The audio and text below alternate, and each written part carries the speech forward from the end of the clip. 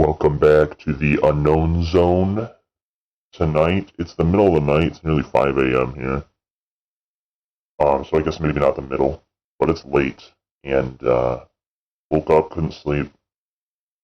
So I figured I'd stream some Marble Hornets here. One of my favorite shows, favorite series online, and a great mystery, some Marble Hornets. We will wait for you to know more. Control is being taken away from you. From the start, it's been a game for us. Not anymore. I'm coming for you, and you will lead me to the Ark. I love this show. So yeah, it's Marble Hornets and the To the Ark sort of playlist here that I've put on before, and I've done this before on the channel. I'm starting around Season 2 here, the very end of Season 1. Just watching here. Hanging out. Can't really sleep. I always come back to Marble Hornets. On the scene of an apartment fire in County's. Shannon has been covering it for us. She joins us now with the latest. Shannon? Angie, you can take a look behind me. This is the most relaxed we've seen this scene since we've been here. The original firefighters that were here have all left, and they've all been replaced by firefighters from all over. That's from as far away as we've seen some from as well. But the firefighters do think that everyone got out okay except for some pets. A few disabled residents were rescued by the police chief and several other people who ran inside to pull them out. Kim is the name of the police chief who we're told rescued about 3 people on his own. He ran inside this burning building to bring the people out. This is home video that was shot by a resident. At one point, you can see the flames coming out of a side bedroom, and it's believed that's where the fire started on the 3rd floor. A woman heard fire crackling in her bedroom, and she tried to put it out with a towel, but it grew into this large fire. At one point, the roof collapsed, and that was a dangerous situation for firefighters. Once they started putting water on the flames, there was a lot of smoke, so you could definitely smell this fire before you could see it. Fire officials believe that this building is going to be a total loss. There were 12 apartments in this building, and the Red Cross is here to assist the people who have been displaced.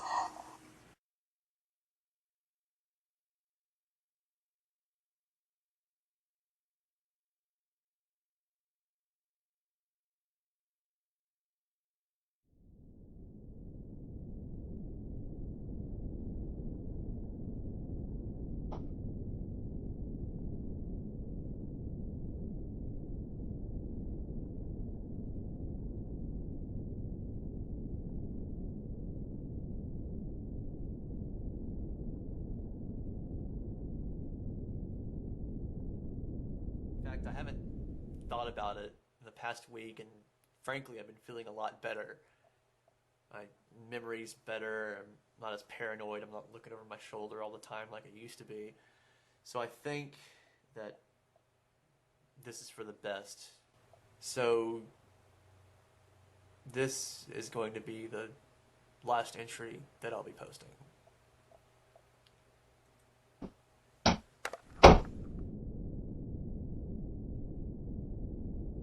Yeah, this is the end of what they would later call Season 1. It's like Part 1 of Marble Hornets is the end of it. This was not actually what they planned on doing for the end of Season 1. It was actually originally not even going to be a Season 1.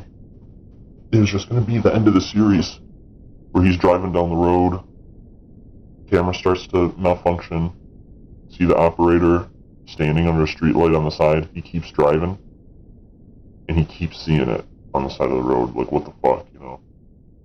Till whatever, I think it's implied that he crashes the car or something like that. And it ends. But they kind of cobbled this together here to not really close the story, to kind of bring the story in a different direction. It really gets into some very, very strange places from here on out. I mean, the original sort of season, though, really dark, really bizarre. And it gets more story-heavy after this point. However, they keep up with the atmosphere, though. They keep up with the atmosphere. It's kind of just like more story. There's something to be said, man, about that first season. the reason I kind of skipped over the first part of it is because I've streamed it a lot of times on this channel, and I just wanted to see, I mean, I've watched that first season so many times. I mean, especially when this was coming out, back when I was in, I don't know, middle school. A new entry would come out, and it would make me want to watch all of them previously. So, like, the earlier an entry, the more times I've seen it. And there's Scully, ladies and gentlemen, there's Scully. The comics are coming out now. The Marble Hornet comics are coming out now, and that character is finally starting to be explored a little bit. You know, I was just talking about the scene with Amy here, that she finds the camera, finds Alex Creeley's old camera, and this is what kind of reignites everything. She tries to watch that video. You can see she's taping over what Scully was. She's taping over the previous video, but she tried to watch it, could only see some static, but that's all that needs. That's all the operator needs to spread.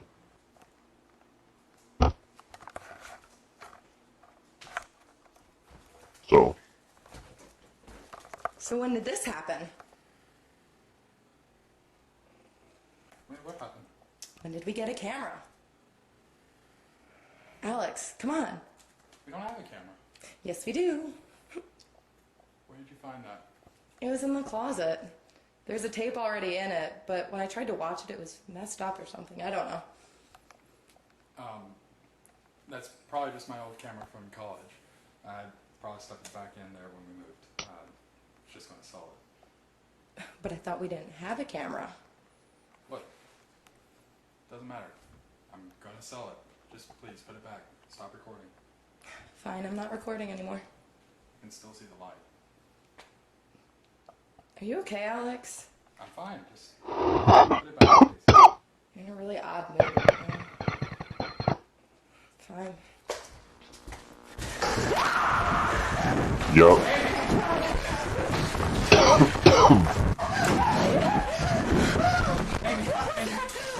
Get out right now. Jump out on the street. Get down to the street. Go. I'm gonna be right behind you. Go.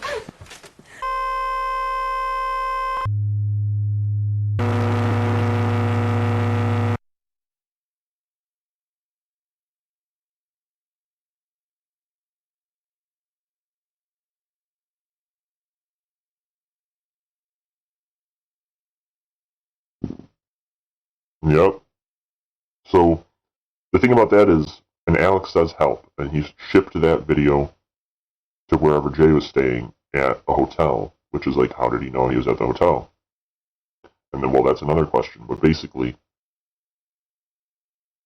they do explore this, and I don't even really care about talking spoilers, like, the series is over at this point. As far as the comics stuff, I'll preface it by saying spoilers, and even this, I might even preface it by saying spoilers, but what happened there is essentially, Alex, they now begin the search for Amy, because Amy's, like, disappeared, and Alex was like, you've got to help me find Amy. It came and it took her. But what really happened there was, Alex is not looking for Amy. He knows, good God. Okay, I'm just going to say here, he knows that Amy's gone. He knows that she's fucking gone. And is trying to wrap Jay back into it because now he's angry that she's gone.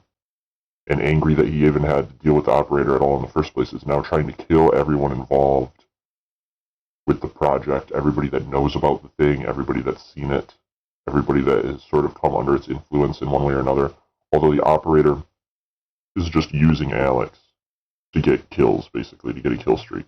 But not only that the operator is using Alex to use Jay, and is inadvertently wrapping Jay up in this again because the operator is utilizing this YouTube channel and this series to spread its influence to unsuspecting viewers over the internet, and now is also puppeteering me and forcing me essentially to stream this now and spread its influence further, basically. So that's all I wanted to say.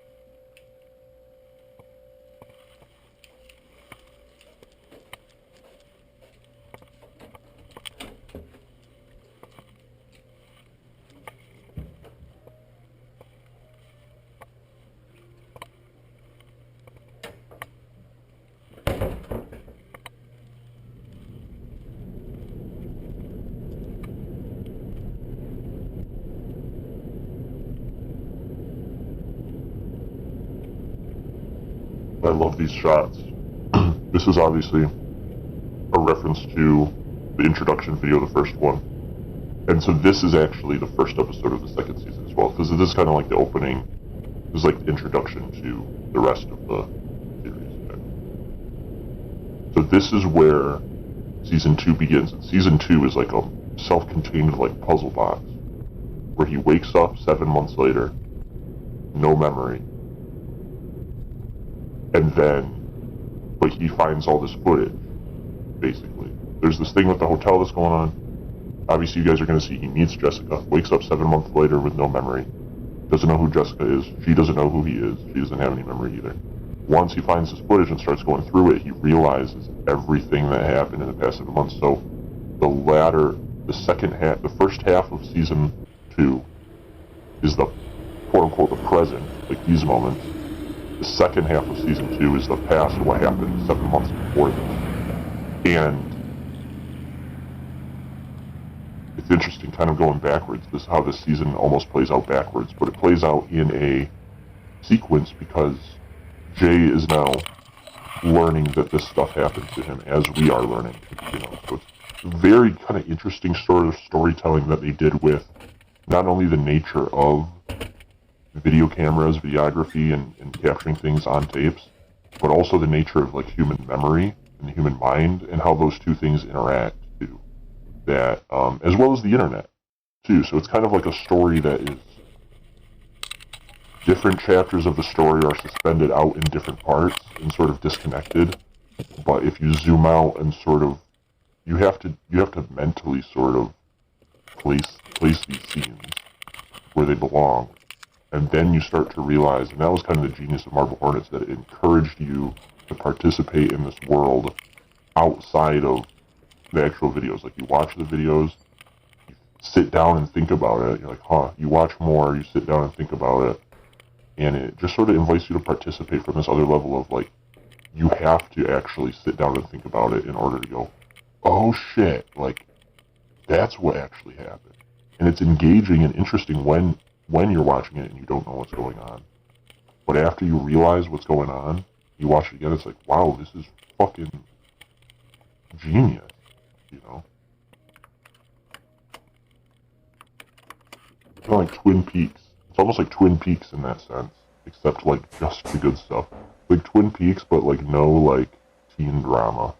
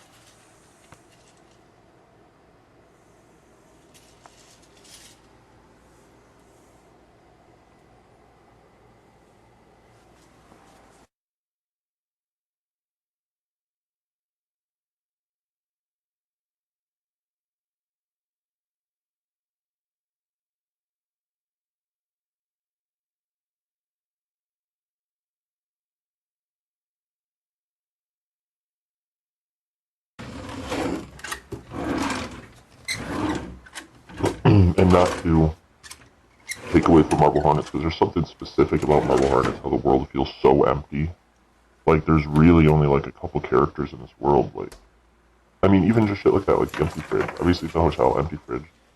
But it's like, there's nobody in these videos, even when they're out in public, or, like, they're out looking in the backyard, in, like, the later parts of the series. Just, it's a bunch of empty buildings, empty houses, abandoned locations, quiet moments sitting in the car alone.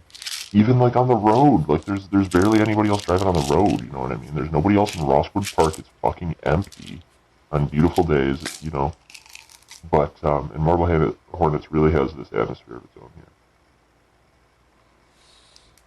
What is that now? It's not DXM, is it? Oh, ibuprofen. Whatever.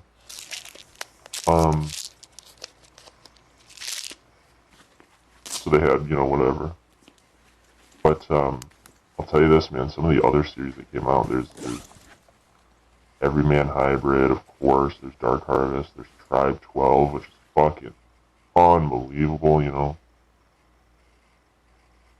All these other series that have come out that are supposed to take place in this same world of Marble Hornets, but Marble Hornets, since it's the first one, it's a little bit snooty and says, well, in this canon, there's like 2 universes you can imagine. One of them where it's just the events of Marble Hornets, one of them where it's the events of Marble Hornets and all the other series, which is what people call the Slenderverse.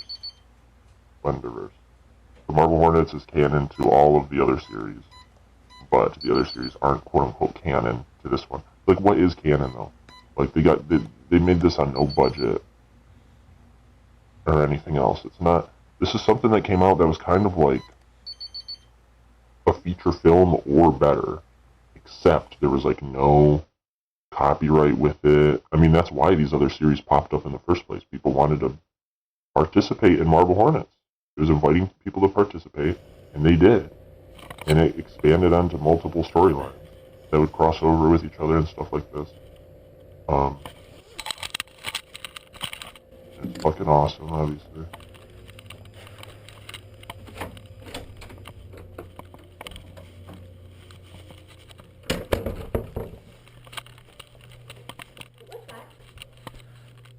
What's Here we go. What's that under your jacket? Oh, I like this character. It's a camera. What's it for? Making videos of things. It's for a documentary. I'm shooting a documentary. What's it about? Hotels. Makes sense. Yeah. So. I'm Jessica. Nice to meet you. Jay. Jay May. What?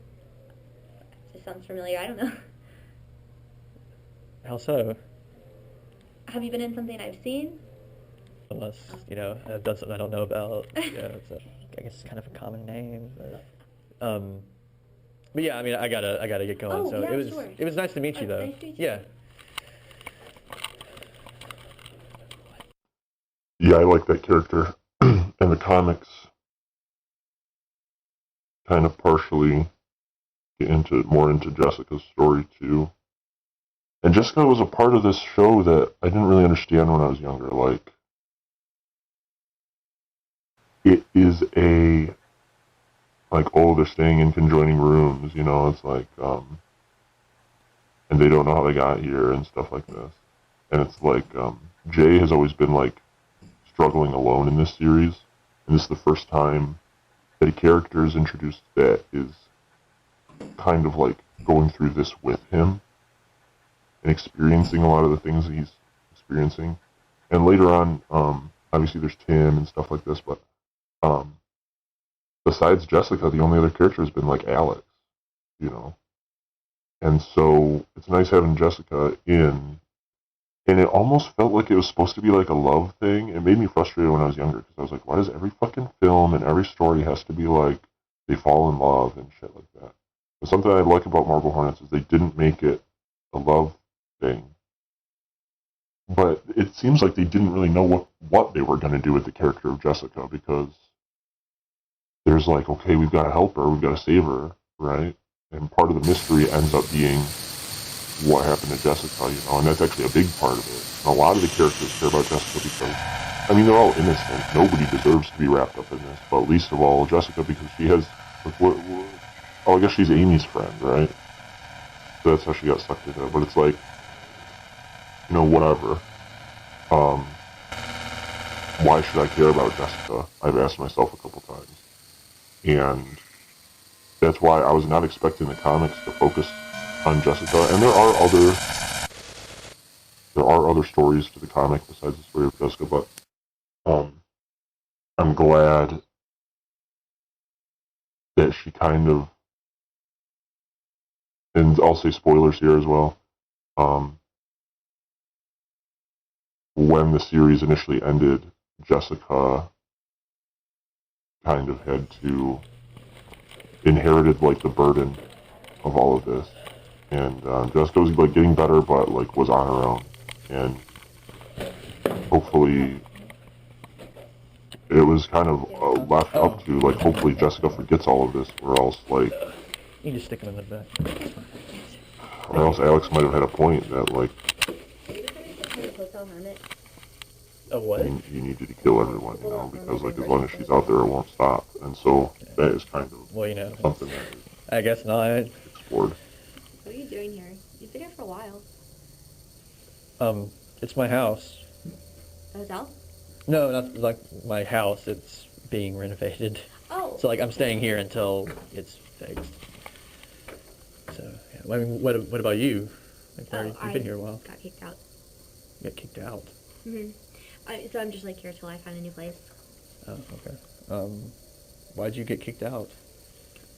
I don't want to talk about it. Oh, I mean, that's fine. Yeah. Yeah, I'm gonna get to work. Yeah. Okay. Thank you.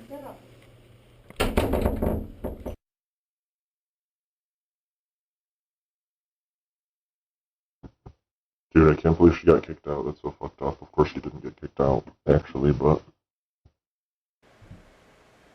people do get kicked out.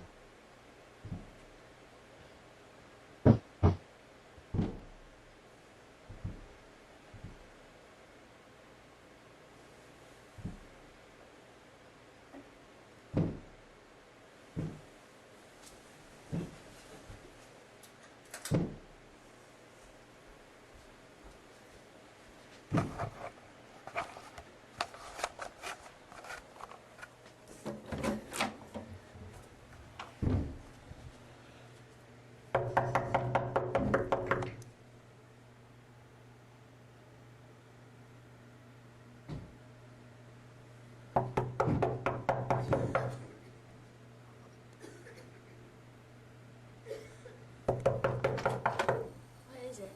Dude, what the fuck? Are you okay in there? Yeah.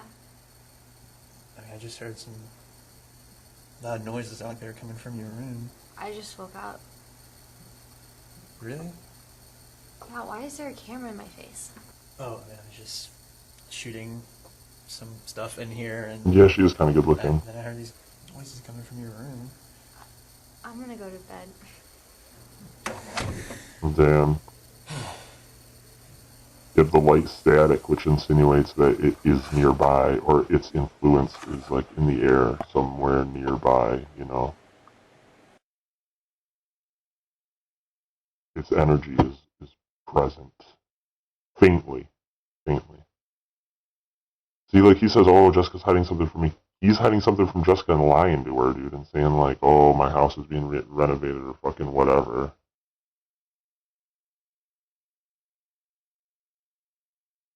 Whatever.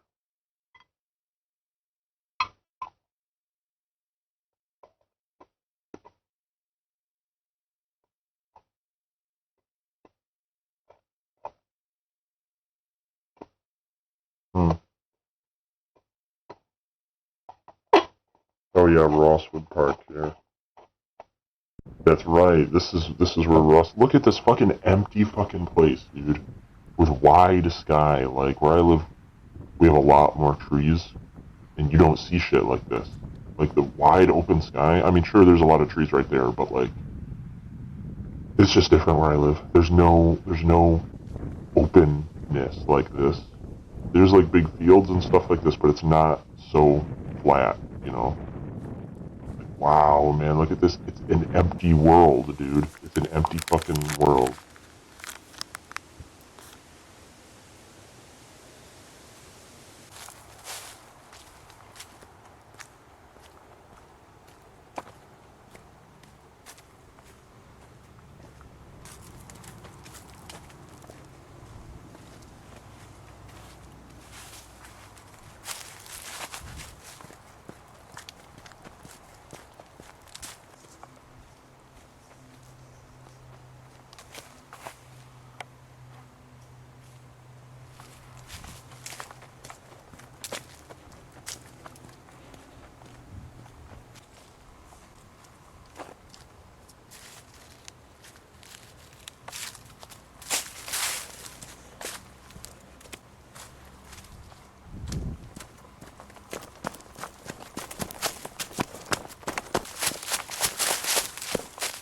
What the fuck, yo?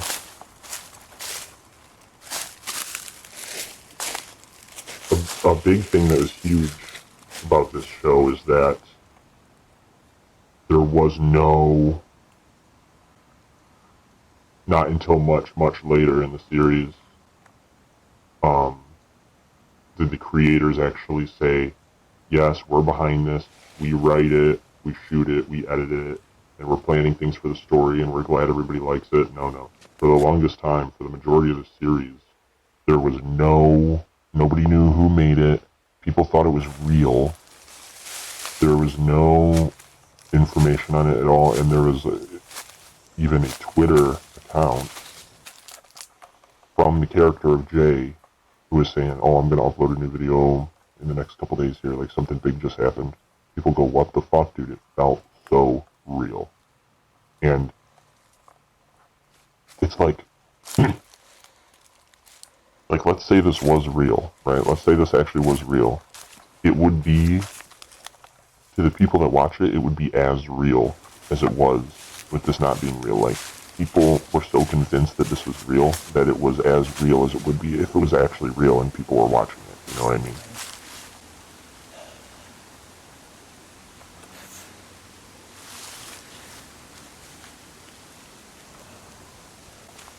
Kind of like the Blair, same thing kind of happened with the Blair Witch Project, where people thought it was real, except, like, that was in a theater, you know? This is on fucking YouTube, like, what the fuck? Like, people didn't know what to think.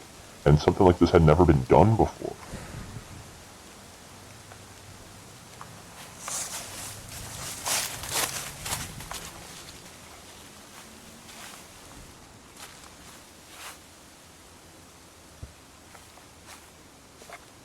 Hey!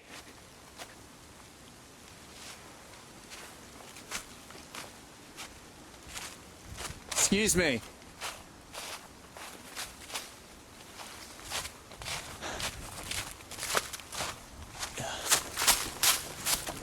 Hey.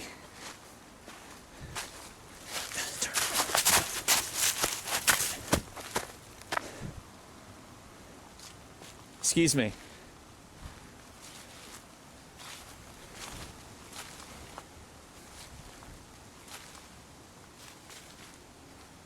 You okay? Excuse me. Can I help you? No. Sorry, I thought you were someone else.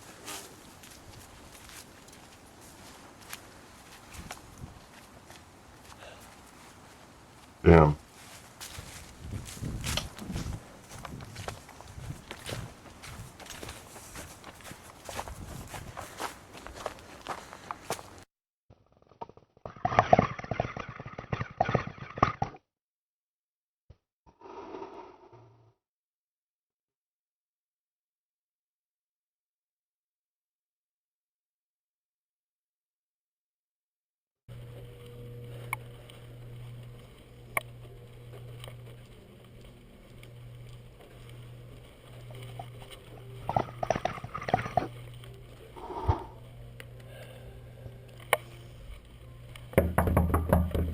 These hotel scenes with Jessica are so weird, dude, especially when she's freaking out because, like, What do you want? partially because of the fisheye.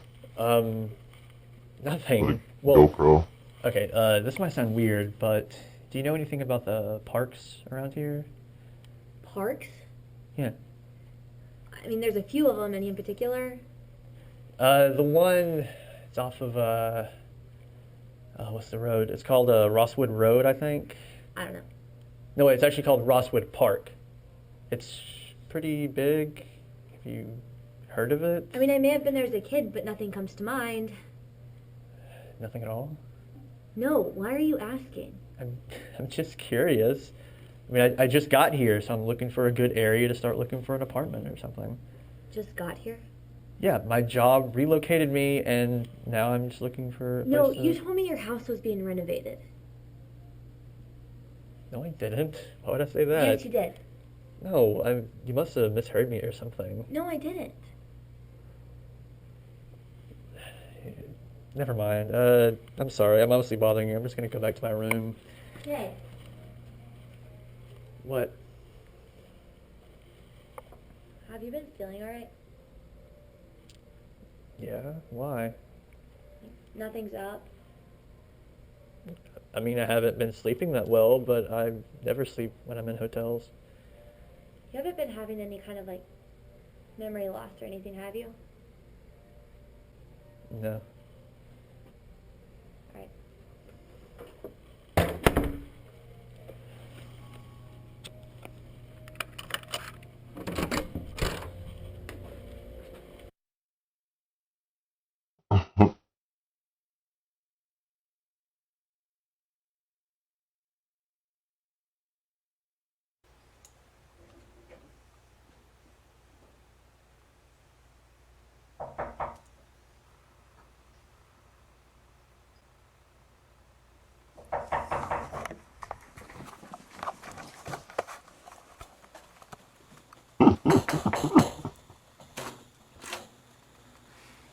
What are you doing?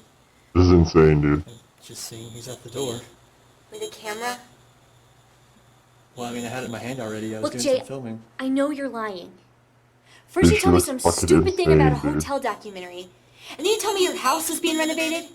But then you told me your job was being relocated. What is going on? It's complicated. You're not acting like a normal person. Well, what's the matter to you? You're just some stranger. I think something's going on. I know something's going on. Like what? I don't know how I got here. You're the only person I've seen in this hotel other than the staff, and we have adjoining rooms. I don't even know you. You said it yourself, I'm a stranger. Have I had any kind of memory loss at all? I think I'm going crazy. I'm losing huge chunks of time. I'm having pounding headaches and coughing fits, and I can't sleep. But when I do sleep, I think I'm sleepwalking. And I keep having these dreams where I'm a little kid and something's watching me. Stop.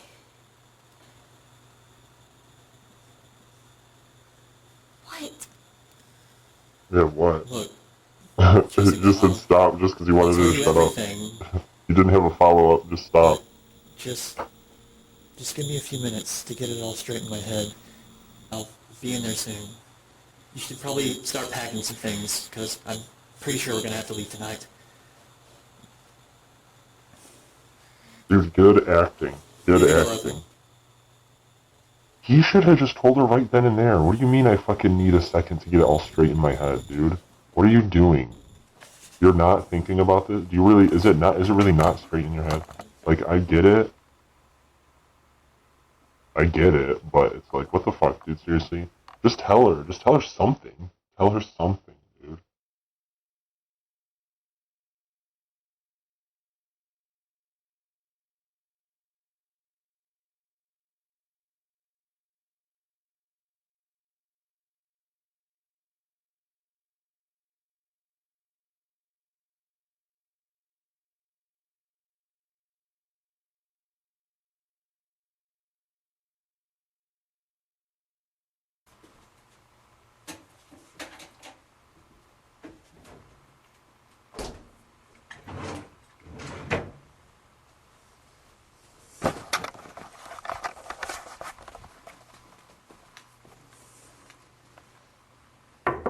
Jessica, I'm coming in.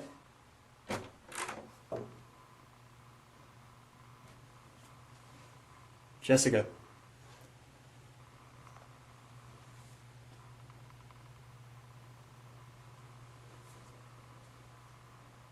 Jessica.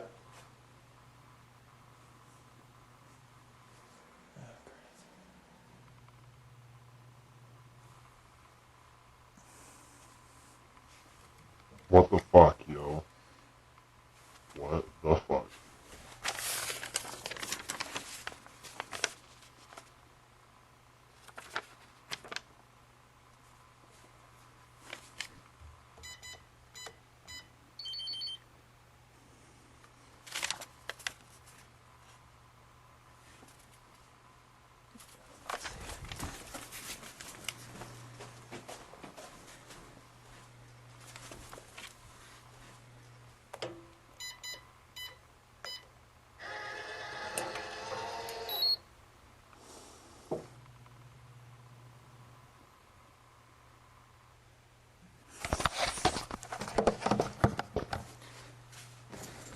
Yeah, the comics are pretty badass, although honestly I would have just preferred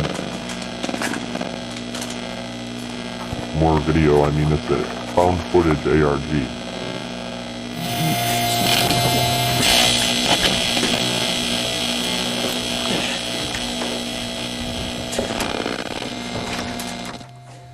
What the fuck? And we actually get to see what happens. Like, this is such an iconic scene, but I gotta say, like, Tribe 12 ended up doing that better. In a Tribe 12 was just so cool. This, like, laid the foundation. Like, it would be impossible. It would be impossible. Like, saying, like, what the fuck? Like, saying, like, Aliens is better than Alien, which I disagree with, but a lot of people prefer the second one. Same sort of thing, it's like, let's say even if it is better, right? You could say Terminator 2 versus Terminator 1. Actually, I disagree with that, too. I don't know, I'm trying to think, whatever.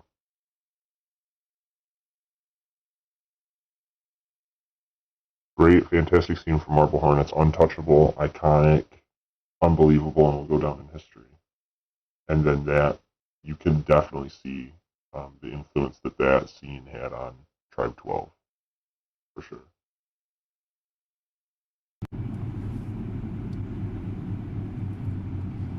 All right.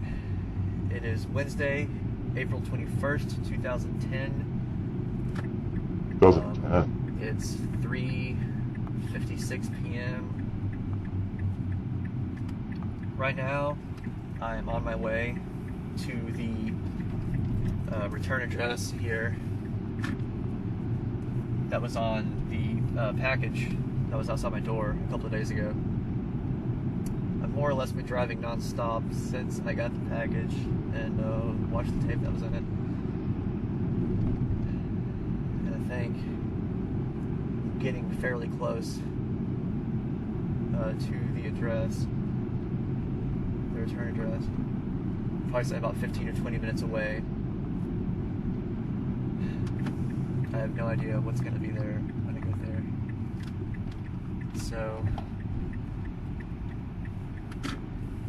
it's looking a little rainy. One thing is, like, I never understood how Jay got his money in this show. Because he's always staying in hotels and motels, and he's got gas money and shit. Like, what the fuck is he doing, you know what I mean? Like, what the fuck? He's not working, that's for sure. Is it YouTube? Is it supposed to be that he's getting money from YouTube? But none of the videos have ads on them. And thank goodness.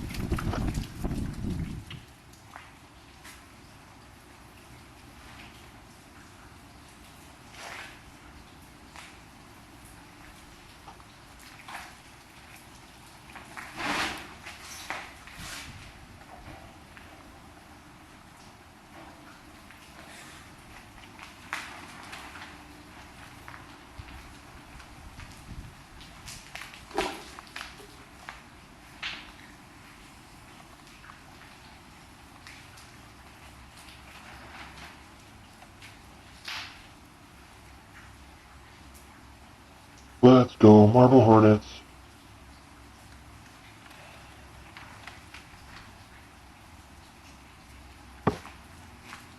This needs to be on TV. You know what I've thought of before is, like, I wish, and this is kind of what I want, this is like the ultimate form of what I wish the Unknown Zone could be in Night Vision. Is like a TV station. Even though, like, cable's out, I actually wouldn't want that. And I can do that, I can achieve that through streaming.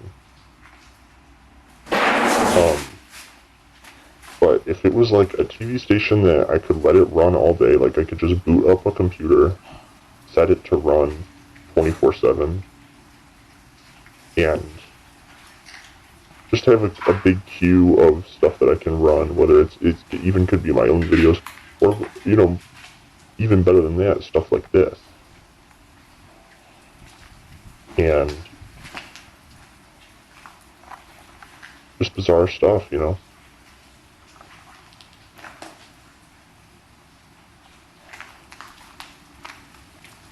which is kind of what I thought Clear Lakes 44 was going to be. Or not necessarily that it was going to be a TV station, but it was going to be a story about a station that would play stuff like this. And that they would have the tapes from Marble Hornets and like other tapes as well, from other incidents or events. And that's why I thought ECFA was going to be something like that, but it ended up being ECFA. And I'm not talking shit about ECFA because I love ECFA, though. People don't understand how much I love ECFA. I actually like ECFA way, way more than the average person likes ECFA. I will tell you that for sure. Or I even like ECFA more than the average ECFA fan. I'll say that. And I'm fucking lost on it. I mean, like, I get what's good. That's great. I love To the Ark. I like ECFA, but it has not gone anywhere. It's not gone anywhere, dude. Clear Lakes 44 shot right out of the gate with good story, interesting, and like mystery, and like puzzles already, right off the bat. ECFA has like symbolism, but it's really not telling much of a story so far, and that's why I'm excited, and I want ECFA to be great, and I want ECFA to go somewhere, because I believe in it. I freaking believe in it, you know? I'm not trying to put it down. I think it's awesome. And I am so, and have been for like 6 or 7 years now, or 8 years or so, been really like, what are you wanting me to see? I'm not seeing anything. On ECFA and getting to know more about ECFA. It's just nothing's come out about it. Like, it is actually a pretty good story. Like, the things that are happening, it's a lot like this. It's shit like this. Which is awesome. Hit the cord! Here, take it.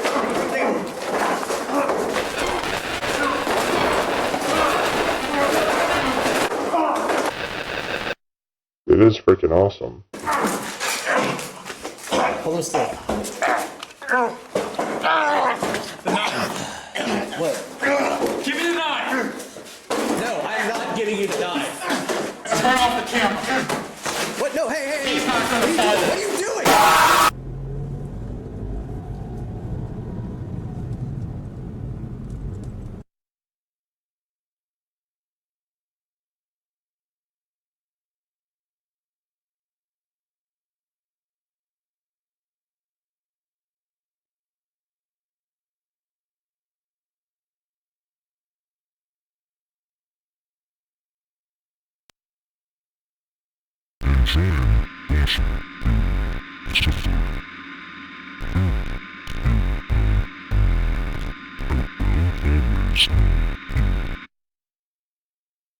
It was awesome.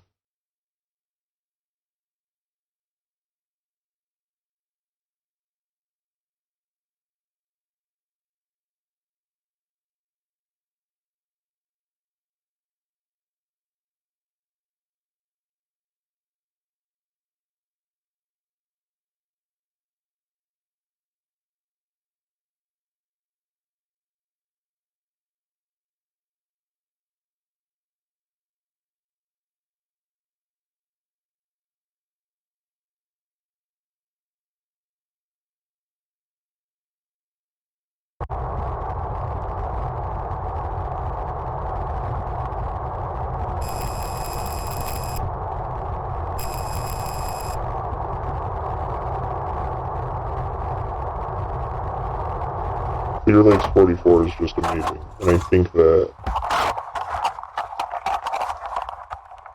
Why did you do that? What were you thinking? Yeah, I did what I had to. He just stabbed me. You broke his leg with a block of cement! I could have done worse, and I probably should have. This is so awesome. This shit is so awesome. What color you were at, what room you were at, and then get a package delivered to your door. You're not exactly like your mom.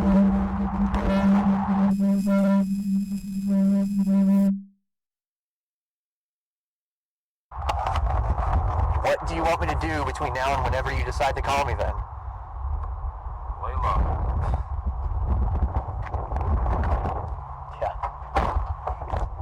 Great, cool. I'm great Way at doing low. that, Alex.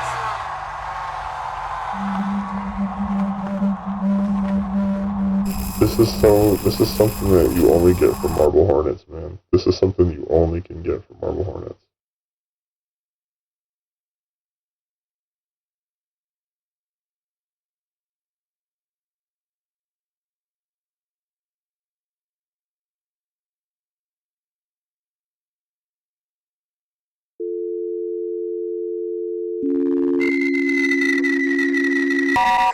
You reached the voicemail of Alex Curley. I'm not answering my phone right now. Please leave your name and a number, and I'll get back to you as soon as I can.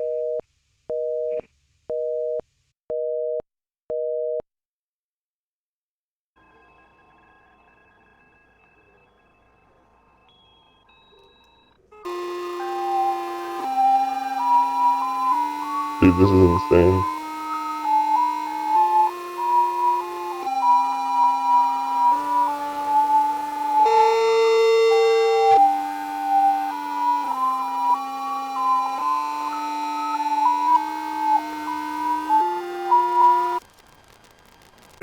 To you, happy birthday to you, happy birthday, dear Alex, happy birthday to you.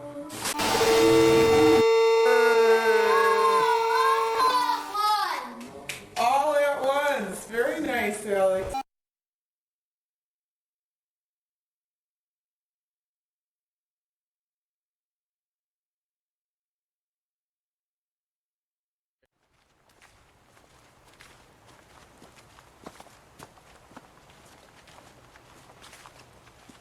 It is so weird though, because we find out that Alex did not have the...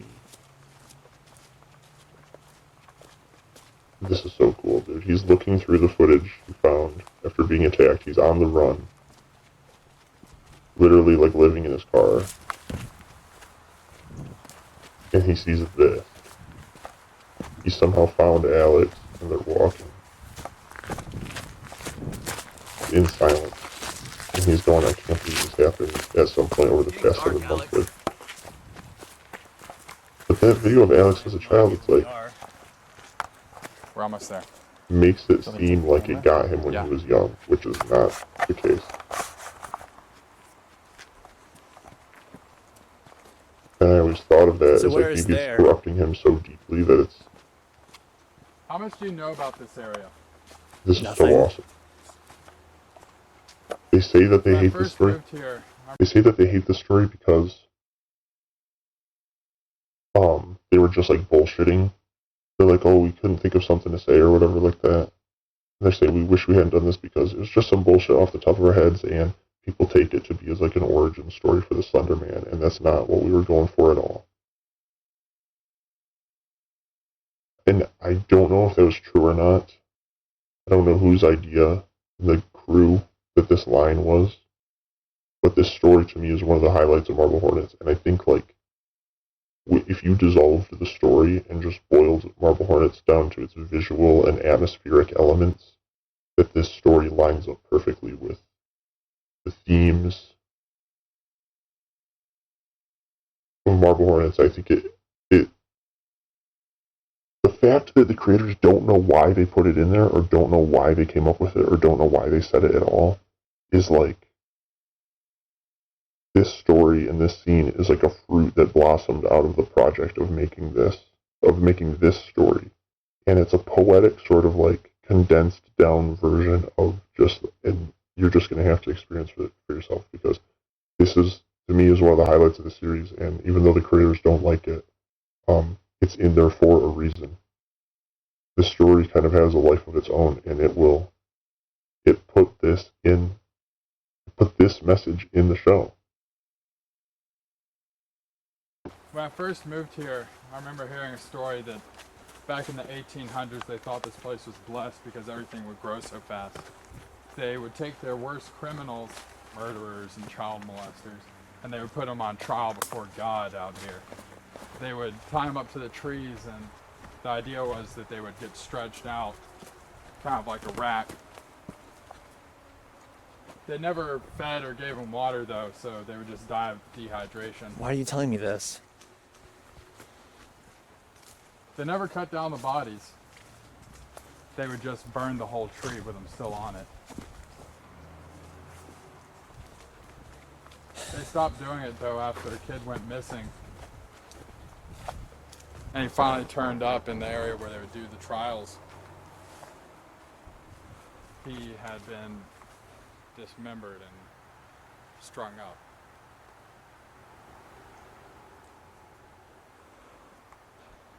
So is this why we're out here? To look at trees and tell spooky ghost stories? Come here. What?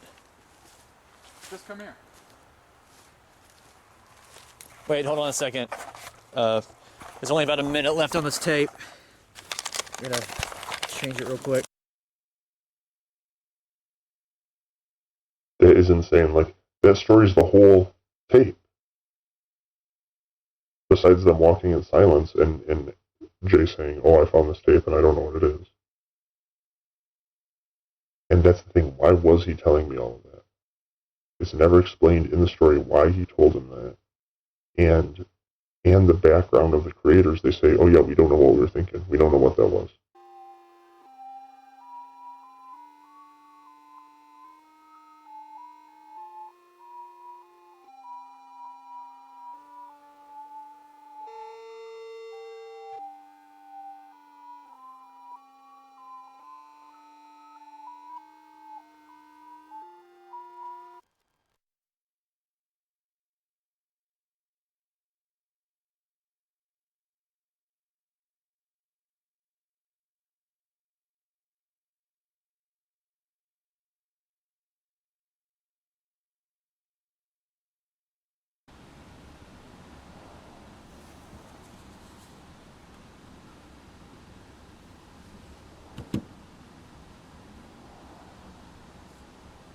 This is an awesome shot. I didn't know they had water like that in Alabama. You know, that's one thing too, is like they never talk about where it is. Alex.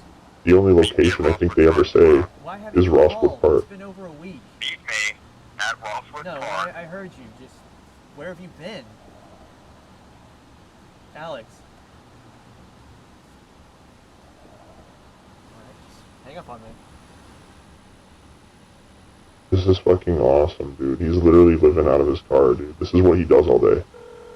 You've reached the voicemail of Alex Crayley. I'm not answering my phone. Sitting around in his car filming himself all day long, dude, because he's so withdrawn from society. Like, he is actually a crazy person in this. He's like the normal person, it seems like, because it's from his perspective and everyone else is crazy. But he's pretty much just about as crazy as everybody else. And just as much under the influence as the operator as everybody else. It's weird how it has a different effect on Alex, it has a different effect on Tim, it has a different effect on Brian, it has a different effect on Jay. It's puppeteering them all in different ways. And they all think that they're trying to stop it. That's the thing. All four of them think that it's their enemy. And their decisions, dude, this is fucking awesome. This is fucking awesome, dude.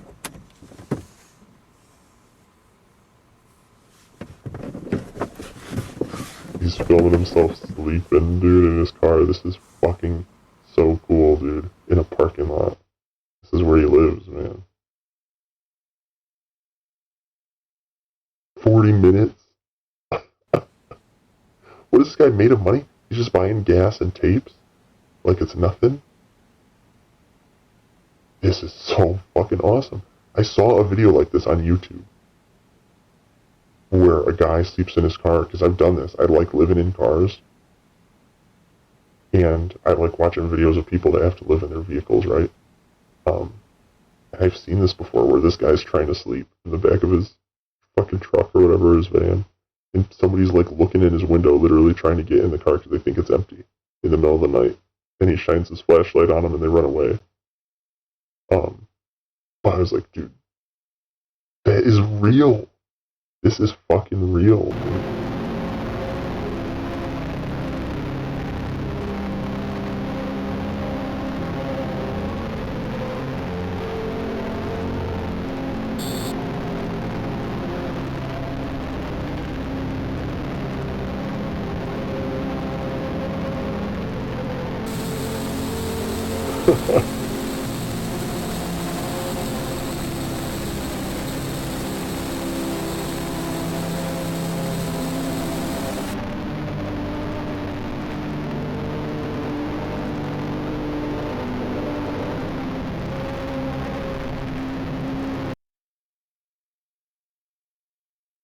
That is so badass.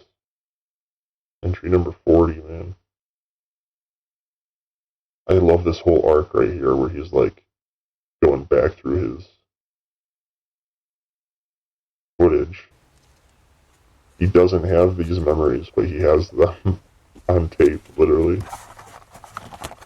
So this is a version of Jay that is just like adrift. This is a version of Jay whose story like already ended at the hotel somewhere and he woke up with no memory. And we're with a different Jay. Watching these videos, he's watching himself as a character, like, has no idea that any of this is all has all happened. Along with us, you know. I'm not answering my phone right now. Please leave your name and a number, and I'll get back to you as soon as I can.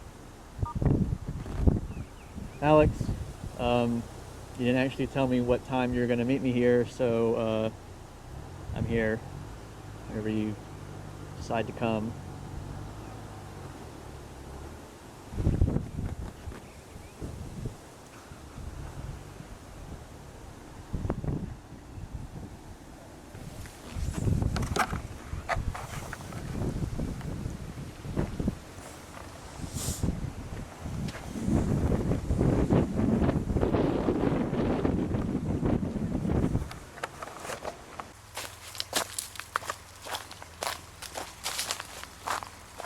He's got like a camera.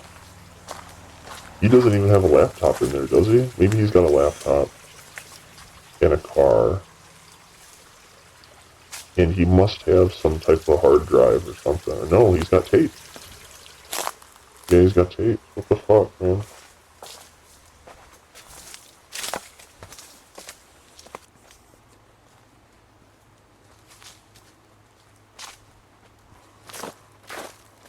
He's had like, literally has had like a psychological snap.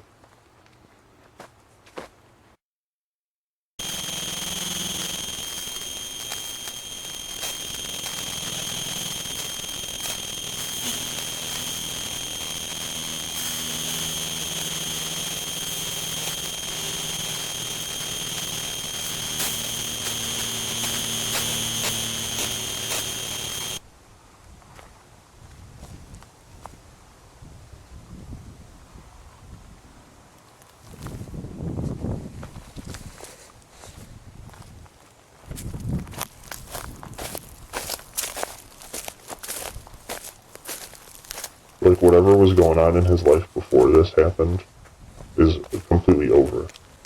You know what I mean? This is his entire life now.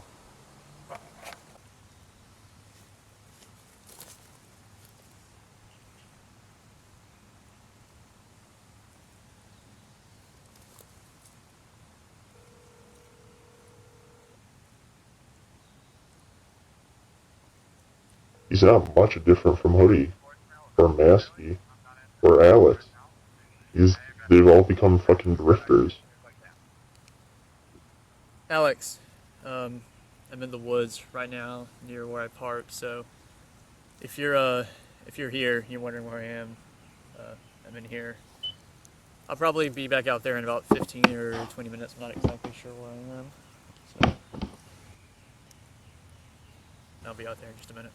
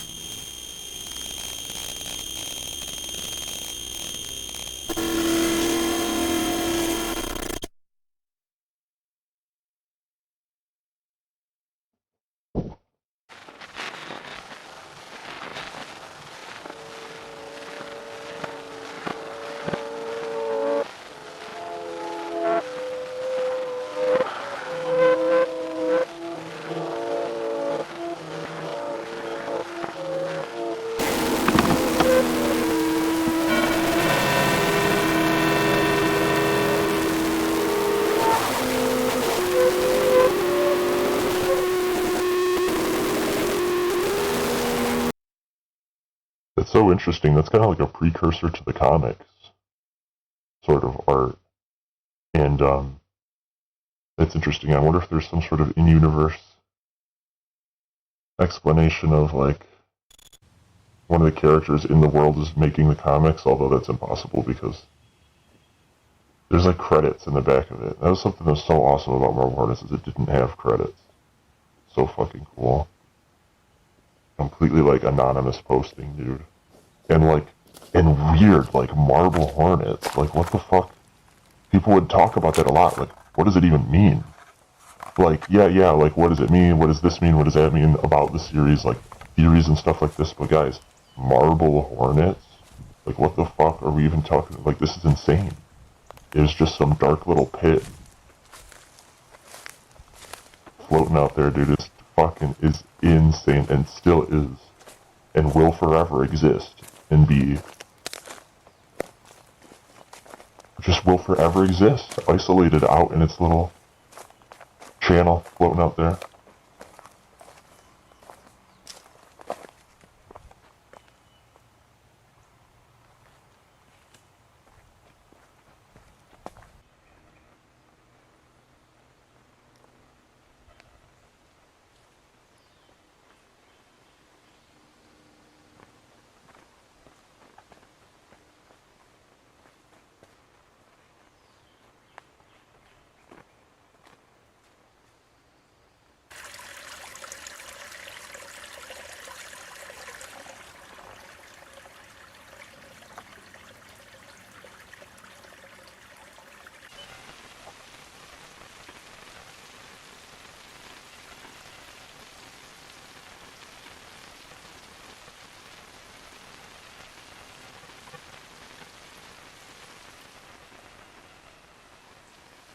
Yeah, there's lots of, like, water, running water, flowing water. Obviously, there's references very early in the series to the deluge and, like, this great flood and, like, some sort of, like, punishment, divine punishment type of thing. But, that is not really explored. I mean, it has something to do with the art.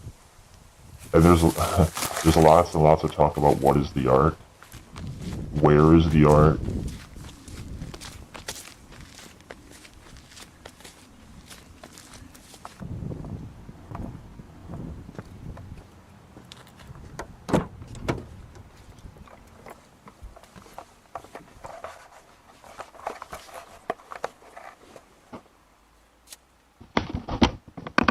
And people have asked the creators different theories and they'll say no. Like, they'll say, no, it's not Alex R. Crayley, and of course it's not. Dude, this is so cool. So Hoodie came and got the camera and put it back in the... Because Jay just left it out there, filming. Hoodie came, got the camera, and put it back in the car, and left. But, you know, the truth is, I don't even think the creators know what the art is.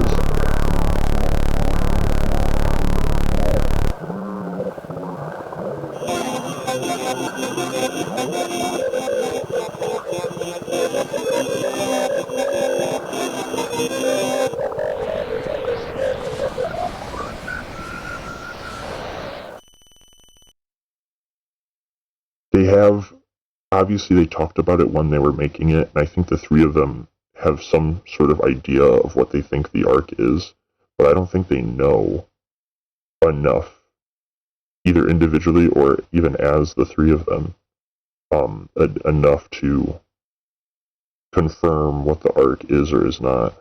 I don't think it's about them wanting to keep the mystery going. I think they don't know. But I do think it means something.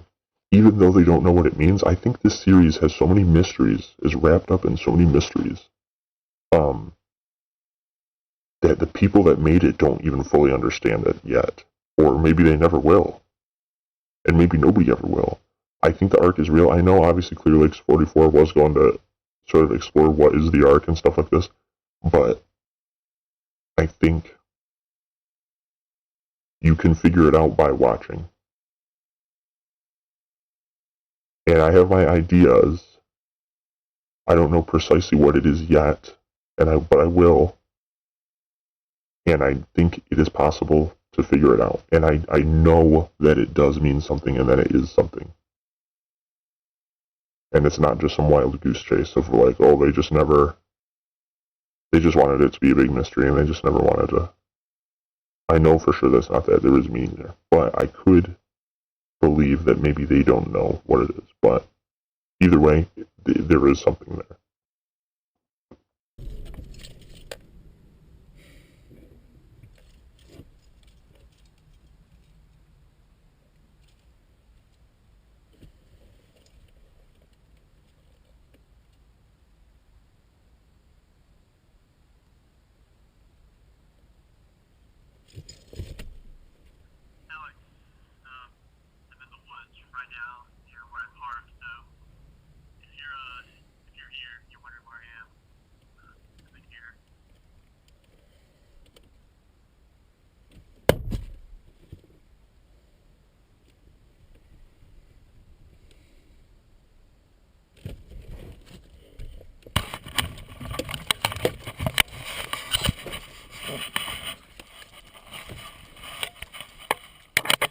It's so cool to see that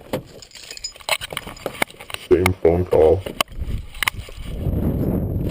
from a different perspective.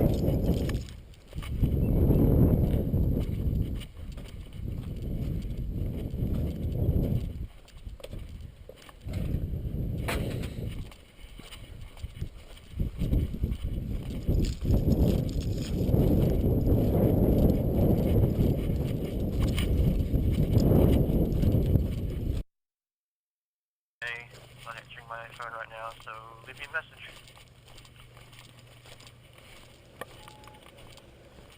Jay, I'm outside the woods. I don't know why you decided to go in there, but get out here.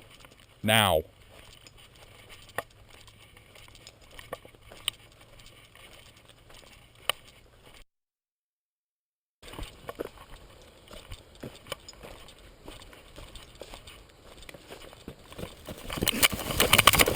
Jay! What the hell are you doing out here? Get out of here, come on. What? Come on. Jesus Christ.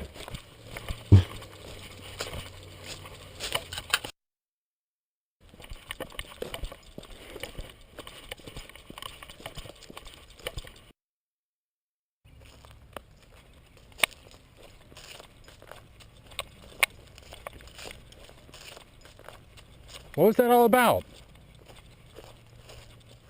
What are you running from?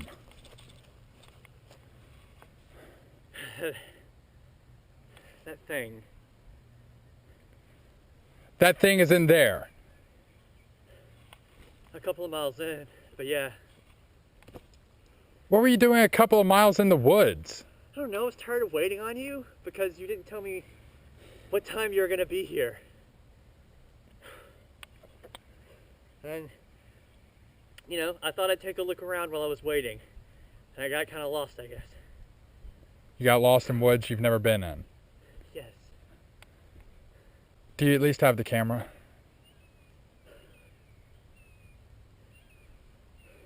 No. Is the camera a couple of miles in the woods? Yes, it is, because I dropped it. Dumbass. Let's go. Come on, let's go.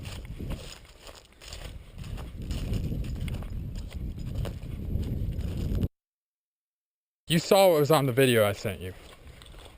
You have no clue where Amy is. No. Well, what do you want me to do about it? Help me, Jay. All right? Look, we have a better chance of finding her together. Yeah, I'll help you, but today, I'm done. Why? Because he's been waiting around all day. Fine. Alex, I said I'd help you. I can't today, not after that. I'm just gonna go to a hotel and stay there because I don't want to sleep in my car tonight. Fine. Just follow me. I know a couple that are close by. I don't want any close to here. Just come on.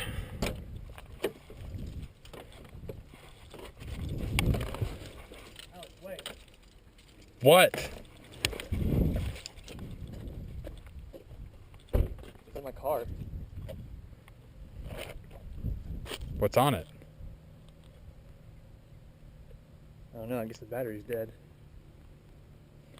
We'll check it when we get to the hotel. Let's go.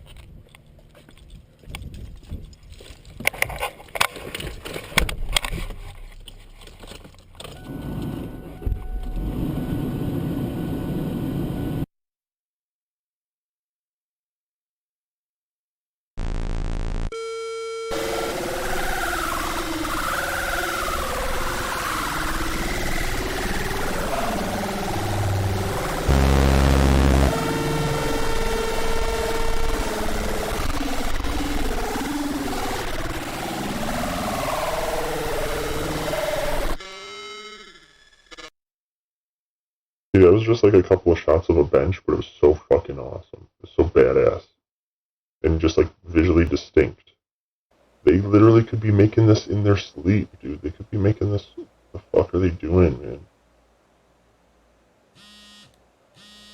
Well, Troy's on his own now making ECVA, and I just heard people in his Discord were talking about basically that fucking sucks, but he's gonna. And it really sucks, basically, and it's really not even any of my business in the first place, but he's going to go through a divorce, is what people are saying. And that really blows if that's the case, you know? Maybe, you know, and it really is not like even a silver lining type of thing. It's going to be a tragedy. I've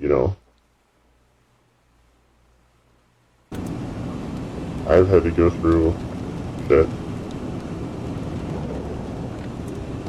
And obviously, like, divorce is never good. That shit is not good. It's like it's obviously a very sick tragedy, but let's say that it pushes Troy to the fringes of reality, and that he has to express himself creatively. And we get some badass, some ECVA or something Marble Hornets, or he should be making the next Marble Hornets, like something that's as good as this, or like better than this, dude. Yeah. I'm astounded that Troy, and I'm saying this with like that window up there is the one we jumped out. With high hopes for Troy and best wishes for Troy, because frankly he should be in Hollywood by now. I don't know. The next thing I remember, I was waking up in my apartment with the camera. Is everyone home? Can you tell? I don't think so. I don't see a roommate's car. Whose car is that up there? Or wherever he wants to be, It's like a Adult Swim divided or something. house. So Atlanta. These cars belong to her neighbors. They live in the right side there. Oh, okay, and Amy lives on the left. Yep. Okay. Well, why don't you just go knock on the door? Can't hurt. We're here.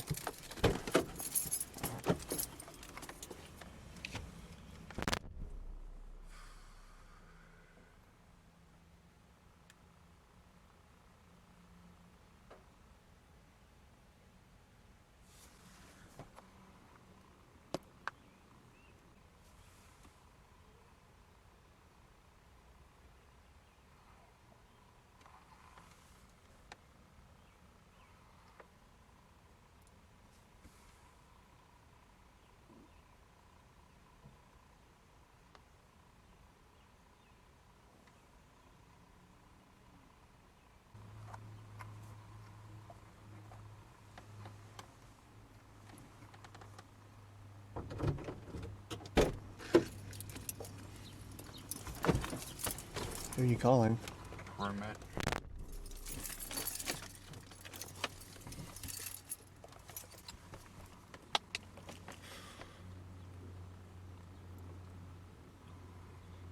Hey Jessica, it's Alex. I was just calling to see if you had heard from Amy recently. Just give me a call back whenever you get a chance. Thanks.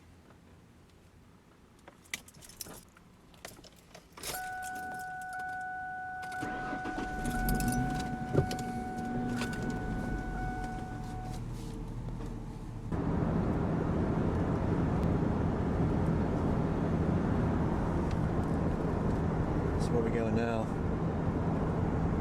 We're going to take you back to the hotel, and then I'm heading back to my place. Do you want me to follow you? No. I think it's best that you don't know where I live right now. Why?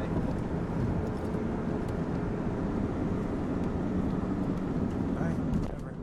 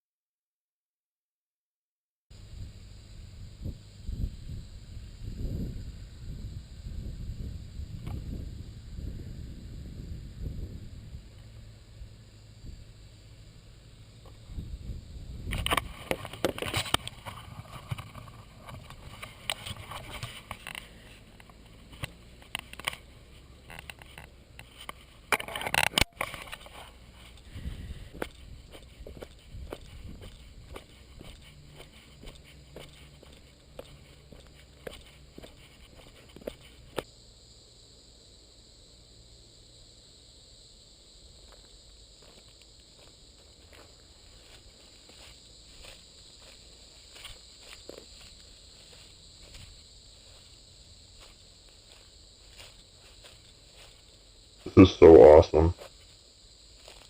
The atmosphere is just badass.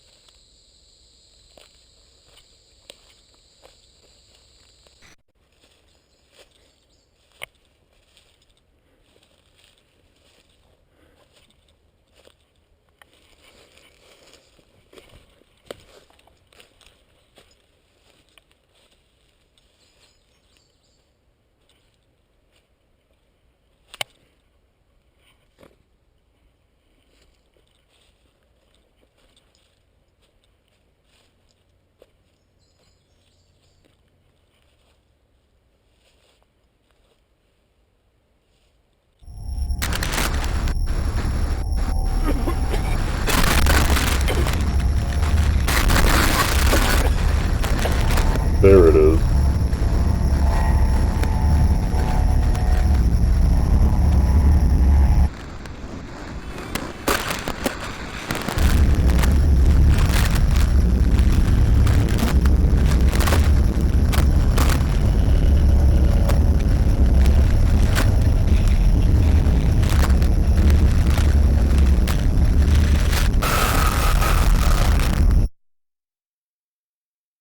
Wow, that's crazy how he just walks towards it like that. Now that's basically what Akava is, except less badass. But Akava is still really interesting.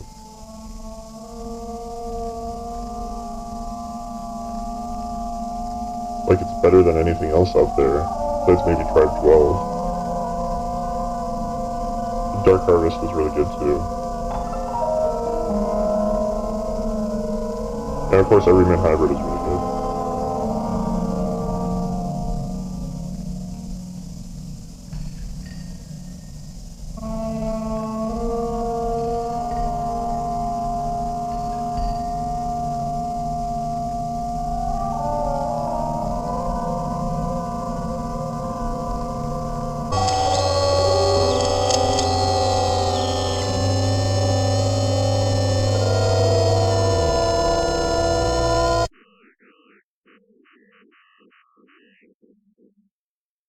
What the fuck, man?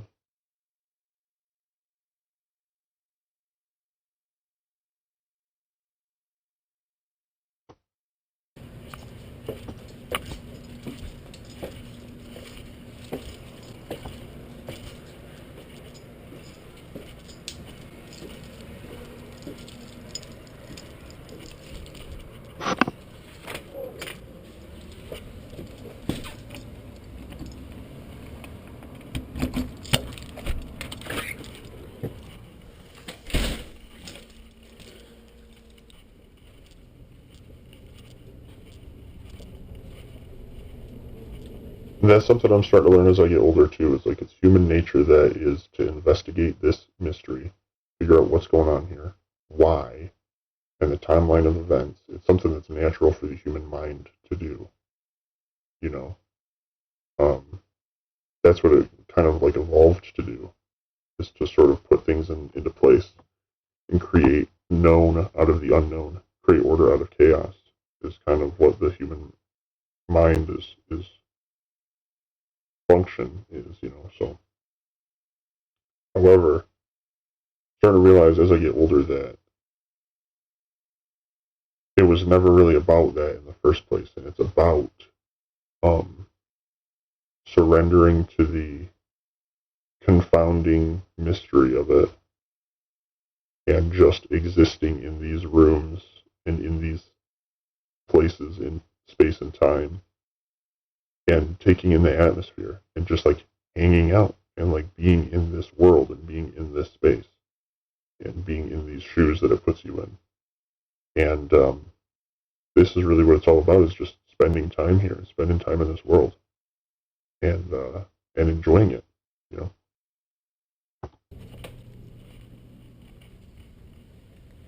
Hey, Jessica, it's Alex.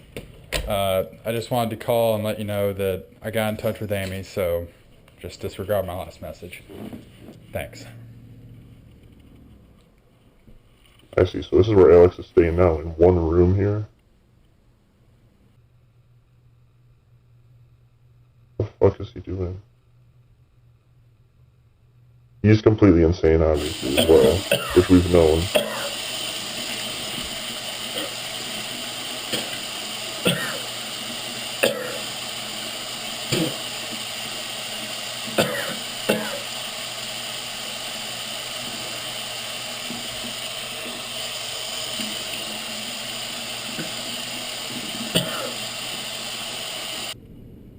Yeah, like the whole preface of this series is Alex Crayley has gone insane, but what we come to find out is that everybody is insane. It turns out everybody is insane. Here he goes, he's going back to his old habits now, isn't he? 3 of them out in the woods.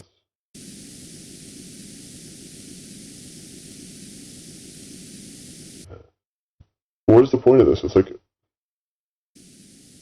obviously it's a symptom of the operator sickness, you could say. Or some people will call it the slender sickness. But what is the function of scribbling out all this code that's symbolic of the events that are happening in the storyline? Like, is that like the operator writing it through Alex as a vessel? Oh god. What the fuck? That's insane. Or is it some part of Alex's brain that is trying to get out and communicate? What the fuck?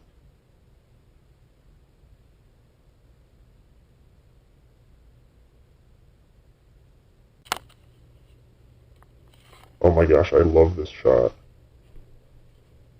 This scene is crazy.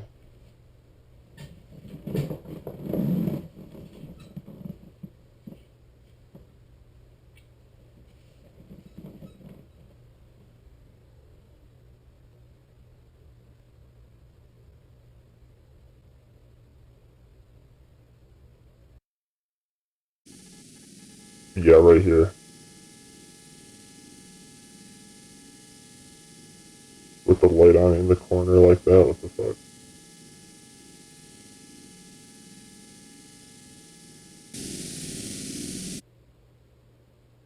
I love the few times that it comes to them when they're laying down. Because that is really at the core of what the Slender Man is the sort of like delirium, like the Hat Man is really big these days.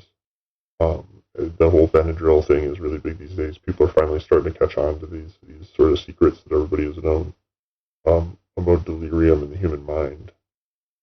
And I think Tribe 12 kind of expands on that as well with like the spider imagery that it uses. A few different scenarios. The Slender Man is portrayed as a spider or as like a shadow, and obviously that's where the original Victor Surge myth, like the something awful myth, comes from in the first place, is like this delirious entity, that was sort of being investigated by the by the government or by humanity, or like was actually having an effect on humanity and on children specifically, you know. But you know, whatever. Anyway, that's the whole thing about Marble Hornets. It's like the delirium, the state of delirium. I mean, the characters don't sleep for days, and they're scribbling shit. I mean, this is something that you will do in a delirious state. You know, this is something that this is a world that you will live in if you haven't slept in a few days. But this is a world that you will live in if you do take fucking Benadryl or Datura.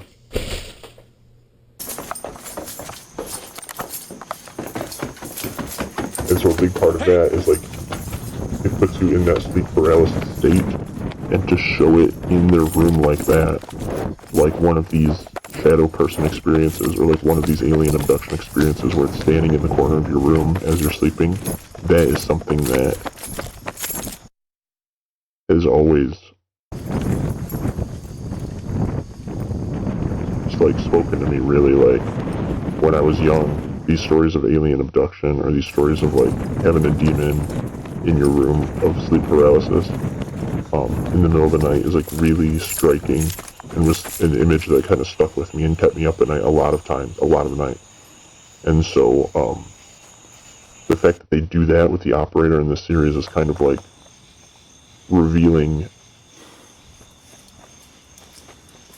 And I don't think it was an intentional reference to sleep paralysis either. I think it just comes from the same place, literally. It just comes from this delirious place.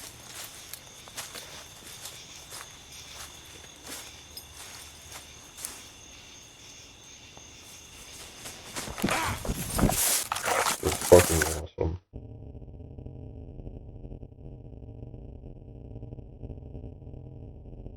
Yeah, this entry's sweet. Now he's gonna fucking kill him with a rock.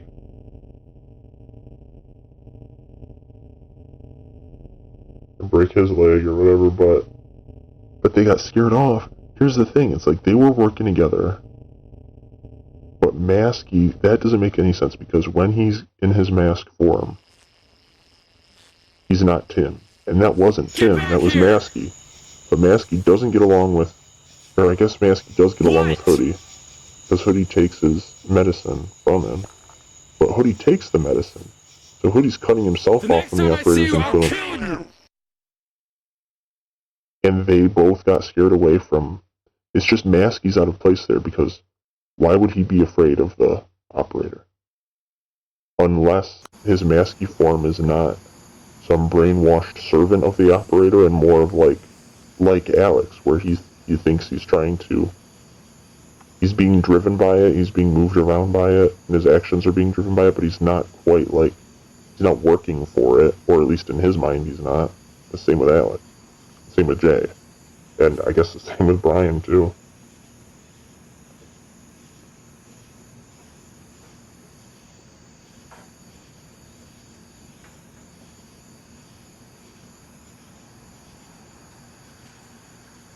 But my question is, like, what does Masky think he's doing, though?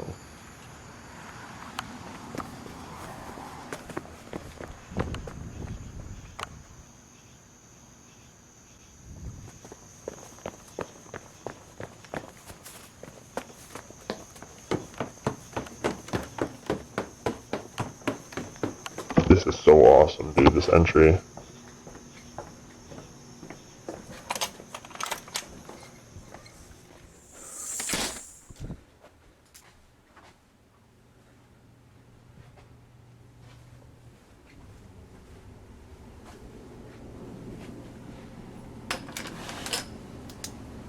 He's literally has broken into Alex's house, snuck into his house, dude. I've always wanted to do this, like sneak into someone's house. It could be awesome.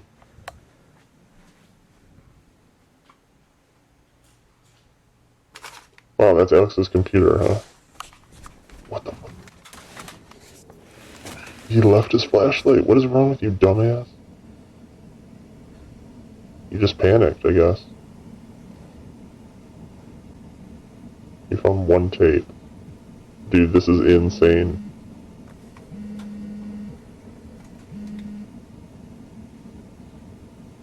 Jay, whenever you decide to look at your phone, call me back.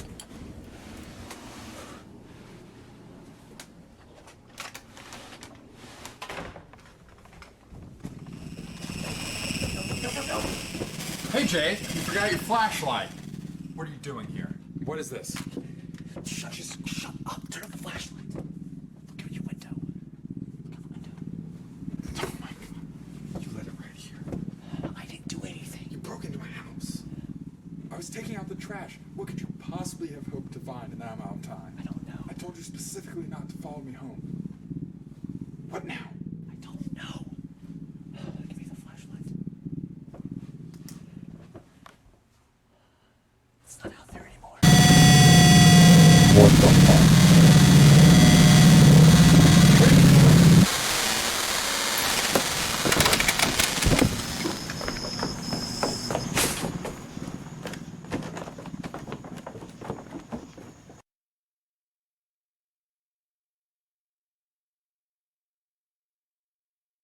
Yeah, see, he's not afraid of it. He was lying to Jay, saying he let it right there. It lives there. It lives around him. And, which is weird that it came from Tim, but it loves Alex so much. It affects him in a different way that he hates that fucking thing. Like, he's trying to kill it. He thinks by killing everybody, he thinks that he's and lying to everybody. He thinks that he's, like, keeping the secret from getting out and keeping it from spreading to more people. But he's obviously being used by it, and he doesn't see it. So why doesn't he love that thing? He should just be happy. He doesn't have to be angry and tormented, although that's just what he's making him do. That's what he's making him... What the fuck? That's what it is making him do. It's tricking him. I mean, it's tricking all of them. It's creating this whole show. Yeah, I love this. Sleeping on the fucking steering wheel. Filming himself, dude. What the hell, man? He's fucking filming himself sleep, man. This is insane, man.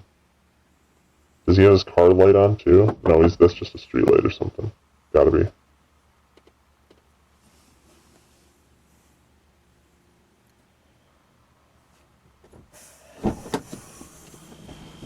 What is it? What is wrong with you, huh? Breaking into my apartment? What are you thinking? Alex, calm down. I had a good reason. And what would that be, huh? I had a hunch. A hunch? I guess he wasn't a sleeping. hunch. What did you expect to find, huh? This? You thought that some tape laying on my desk was going to be the answer to all of your questions? I don't know, maybe.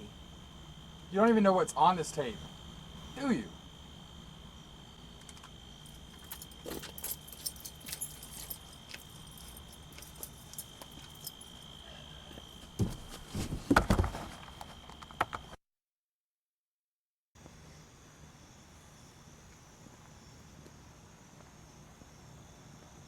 The hell is he doing? How'd you get out of your apartment? You know, Jay, I brought you out here because I thought you could help, but you've done nothing but make everything worse. Yeah, really. Well, you know what? You never really gave me a whole lot to go on. I've just been wandering around waiting on you to call. It's not really a good way to speed up the process, is it?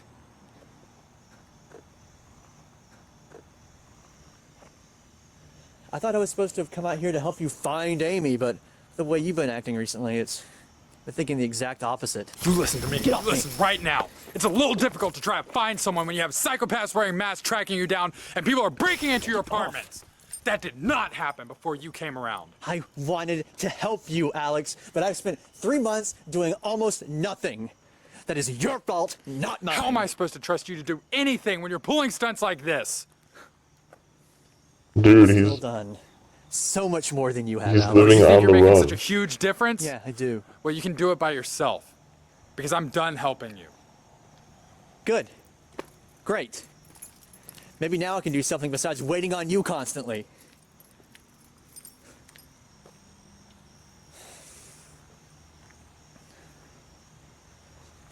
Yeah, this is so Give me Jessica's badass. phone number. No. I'm done helping you. Yeah?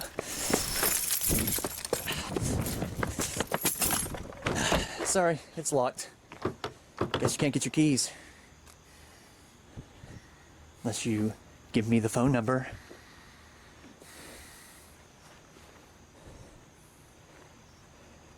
he already told Jessica that he found Amy. 1102. The reason he told her that is because he didn't want to wrap her up in it, because he's like, oh, now I'm going to have to kill Jessica too. What are you doing? Making sure you gave me the right number. I'm just gonna take that and leave. Not that stupid. Hey, this is Jessica. I'm not here right now. Leave me a message. Alright. Move.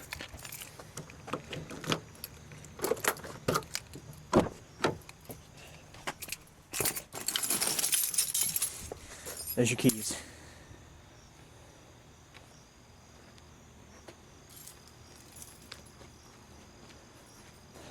Might want to keep those in your pocket from now on.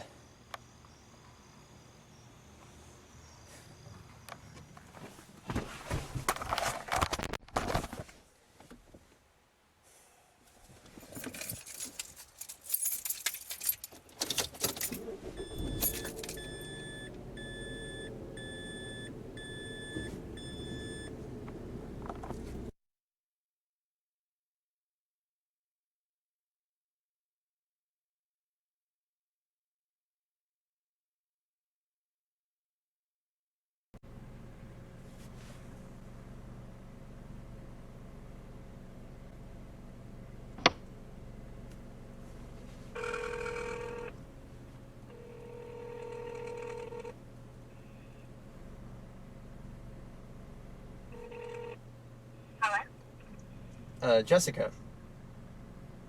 Yeah? Who's this? This is Jay. I'm a friend of Alex Crayley's. Hi. Listen, I know Alex has probably already asked you this, but have you seen Amy recently? No, she's still with him, isn't she? Still with him where? You left my voicemail a few months ago saying you'd gotten in touch with her. Well, where did they go? He did. Is everything okay? I've been around Alex these past few months looking for her. He told me he had no idea where she was. What? Has he called you back since then? No, not since you left me that voicemail. Should I be worried? What did pay me? I'm not sure right now. I don't know why Alex would be telling different people different stories like that. Well, what should I do? If Alex calls you back, just to be safe, don't answer him. I'm gonna go talk to him soon and get everything straight with him, okay? Okay. And don't worry too much about it. He may have just misspoke or something. I mean, we'll find Amy. I mean, if Alex hasn't found her already. Okay? Okay. I'll call you back when I know something. Thanks. So, yeah, I'll talk to you later then. Bye. All right, bye. The hell?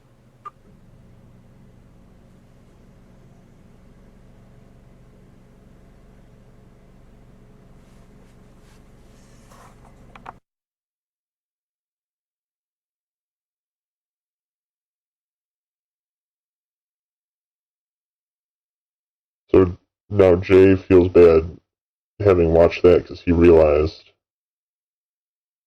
that he's the reason that Jessica is involved in it in the first place. But it's not his fault. It's Alex's fucking fault. I mean, it's almost technically nobody's fault, really. It's just like everybody's a fucking victim of this thing, but...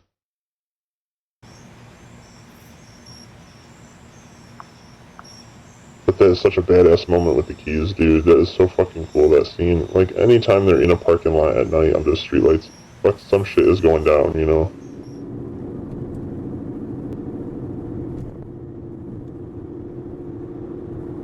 Wow. There's actually a lot of people out. Look, there's fucking people. Oh, he's stalking him? Dude, this is awesome.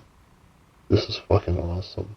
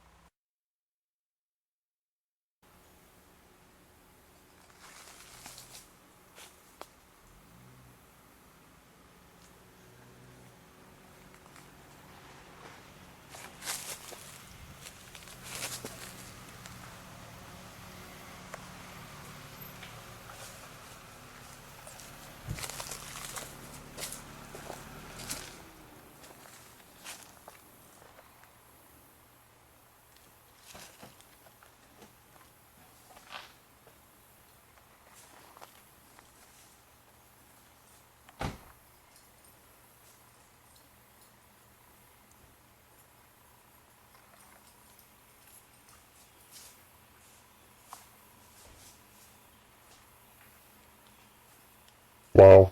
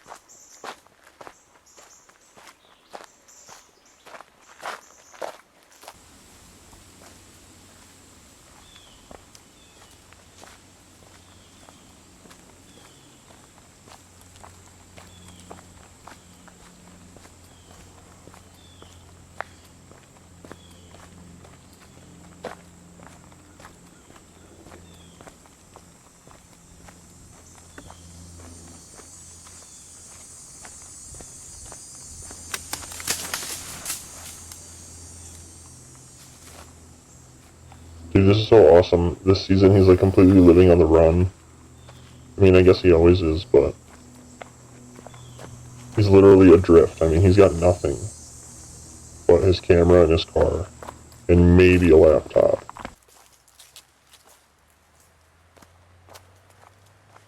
And his phone. He's got a smartphone, I guess, but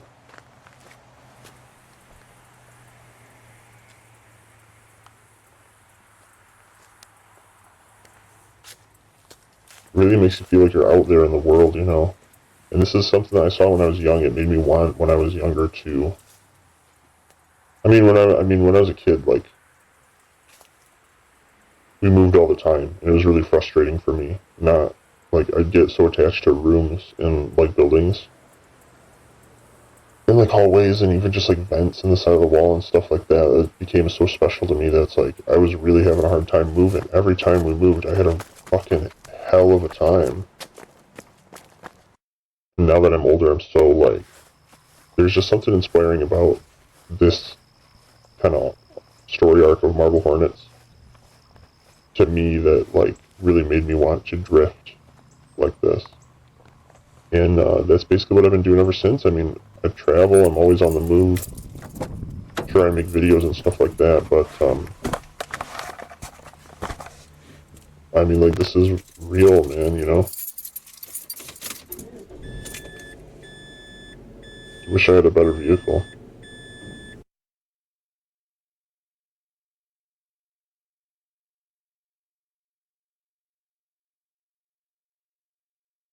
Yeah.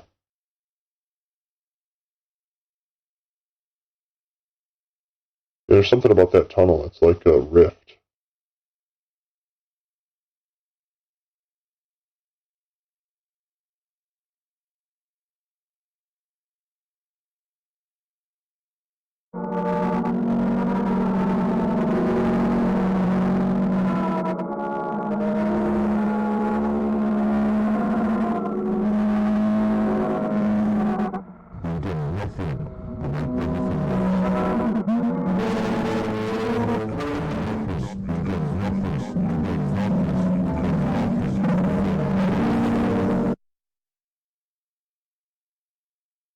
That's so awesome.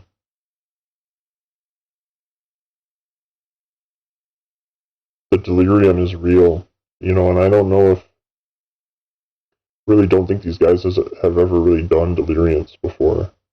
But I'll tell you, man, like, it's because it's something that's not, like, the drug is only one avenue to put yourself in a state of mind. Like, you could stay up for days and get something similar. There are other ways to get into delirium.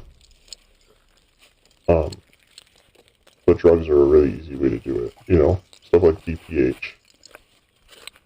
And you don't even really have to have sleep paralysis. You don't even really have to be in a delirious state to be able to get sort of like faint impulses of it from the unconscious mind.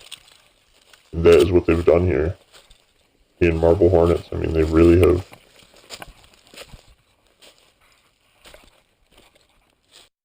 Somebody called it Iriel before. One of the people on the Delirium boards online, I think it was the Delvers. I think it was the Delvers of 4chan or something on one of the Delirium boards. He was taking like either DPH or it was Dramamine or something like that, and he was saying that he was basically trying to map out the underworld, you know, this sort of like shadowy world that he was calling it Iriel. Although I think it's like the other side of the tunnel where it shifts. I don't know if it's really like. He was convinced that it was like another world with like not necessarily continents, but with like landmarks and landscapes and stuff like that. I don't know. I think Iriel is something more fluid.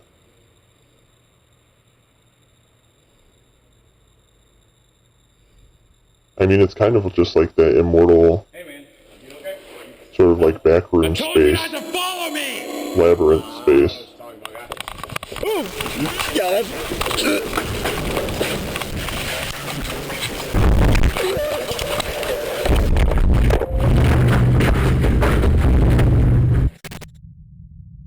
Oh God.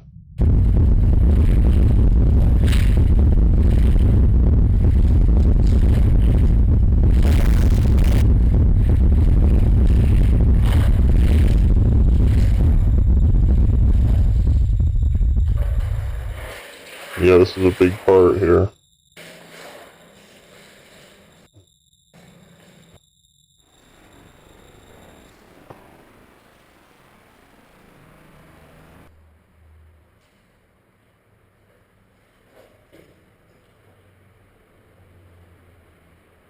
He thought that was Jay, like he was ready to kill Jay.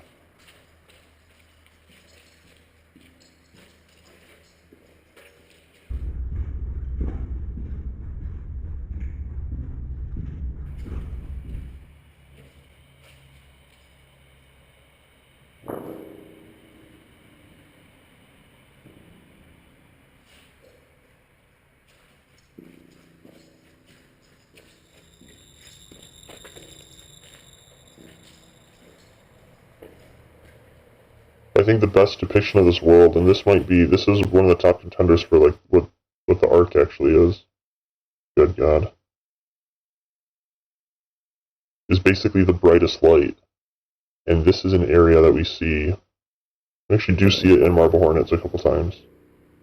It's like this empty parking lot, or like it's just this empty like area. Looks to be pavement or concrete or something, but it's really just this empty flat area, dark area, with like a spotlight. That is like either the operator's origin or the operator's like nest or like some sort of safe zone in reality. And that is Uriel, basically. And the reason I call it the brightest light is because it was a big part of Clear Lake's 44, as they were saying, you know, my leg felt better, fixed, you know. But, well, whatever.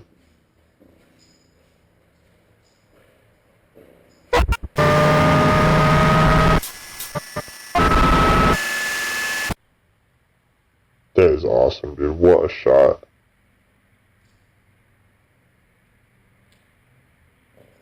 That is so fucking awesome.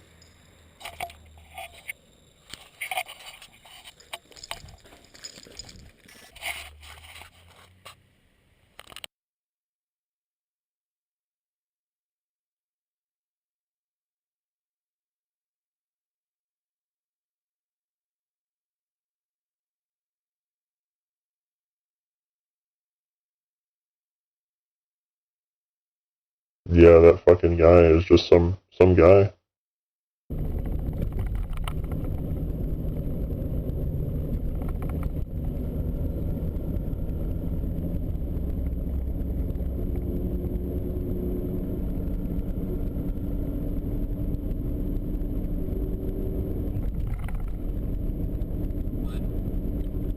need you to meet me at Crosswood Park. I found something important.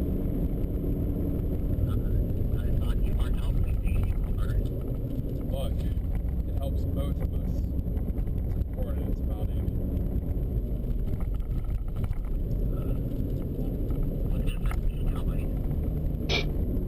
Yeah, just tell him.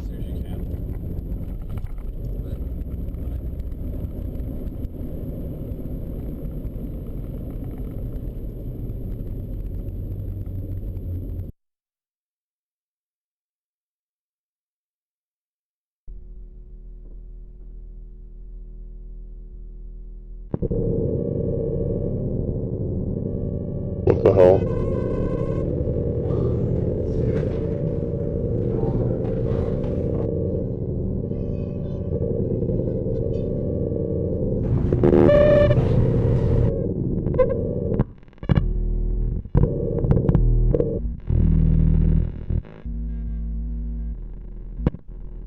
Dude, that is so awesome.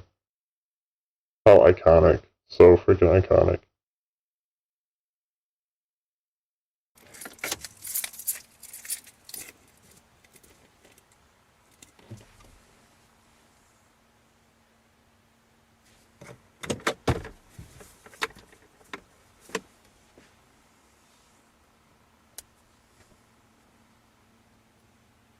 What good is that gonna do? Seriously?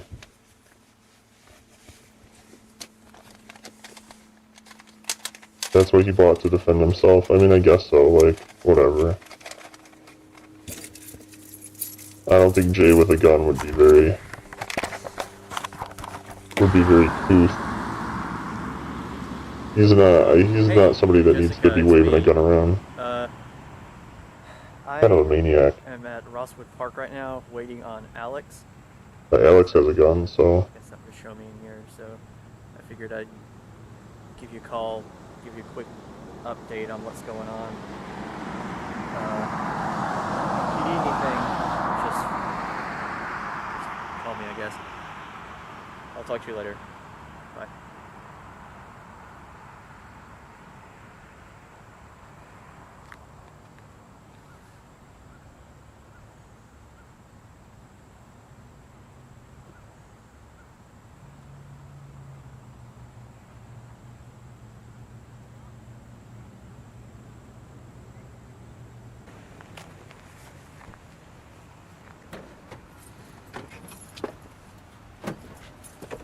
ready?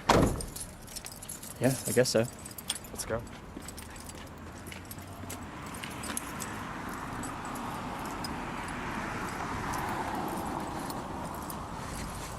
What's that satchel thing in your passenger seat? It's a camera case, and don't worry about it. So this is right before he tells that story. All right.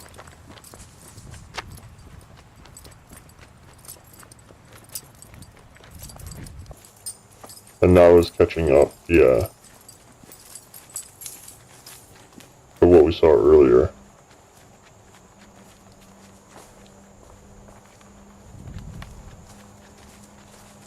How far in are we going?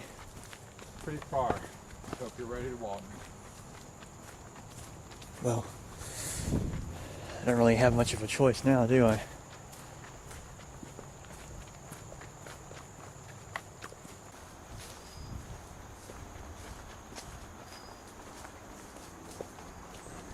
So what is it you're going to show me? Hey, I'm only going to ask you this once.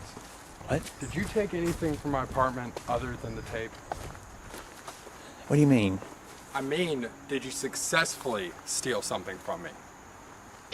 No, I didn't. I didn't have enough time to look. Because it just so happens that I'm missing my spare front door key. It's not something I want to lose. No, I guess you wouldn't. Jay, if you know where it is, just give it back to me. I don't know where it is. Do you hear something behind us? It sounds like something's following us. Listen. How are things with Jessica? What? How are things with Jessica? They're fine. Is there anything I should know about? No, nothing comes to mind. Listen. I keep hearing footsteps.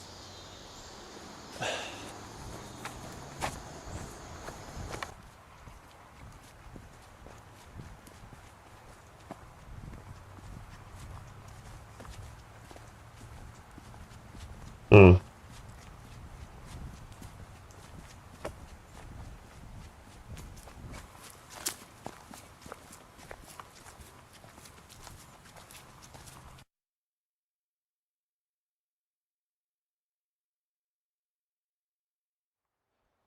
So is this why we're out here?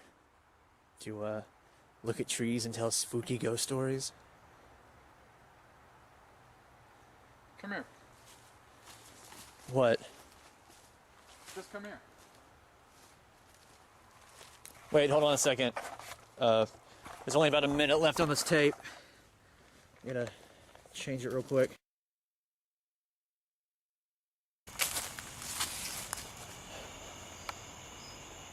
Look, Alex, it's getting really dark in here. We should probably just leave and come back some other time when we have more daylight. Yeah?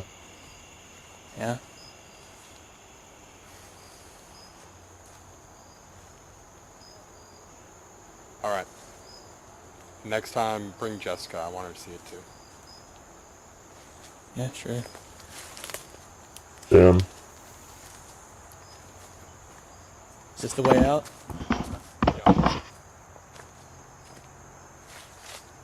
It's weird that they went all that way in I'm gonna stay here a little bit longer. just to turn around and then go all the way back out. I always Alright, thought that was whatever. kind of weird. I'm leaving.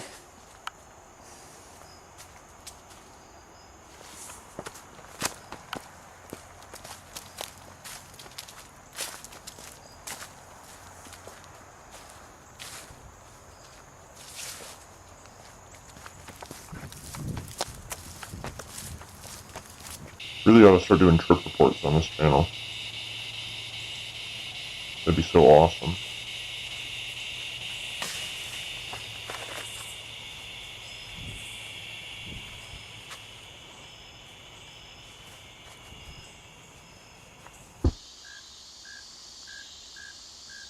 Experience reports or whatever people are calling them.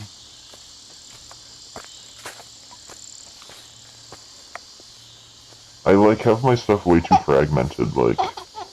I have so many different YouTube channels. One of them is about cinematic stuff like film or something like this. One of them's about video games. This one's primarily has been about video games. I've got one that's like trip reports, but I really ought to just do all my shit. Just do everything I want to do. Like, I've always been anti... People say, I'm starting another channel for people that are... whatever, like Max Mofo would have a bunch of channels. Come follow my Pokemon channel if you want to watch me open Pokemon cards, and come follow my prank channel if you want to see me do pranks, and follow Max Mofo too for some behind the scenes stuff. Like, dude, just put it all on fucking one channel. They say, oh, it might get you more audience or it might get you more money. Like, then fuck that, dude. But then at the same time, I turn around and I'm doing shit like that. Not that I'm monetizing any of them, it's just that, like, I try to keep all my projects separate when it's really one big project. It's my relationship with YouTube.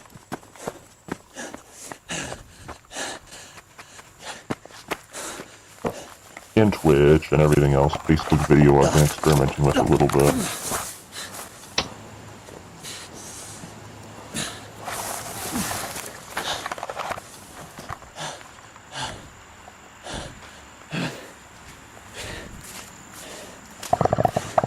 Stop!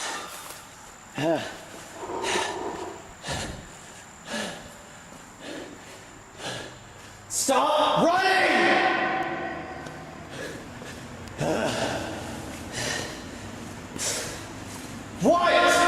What do you want?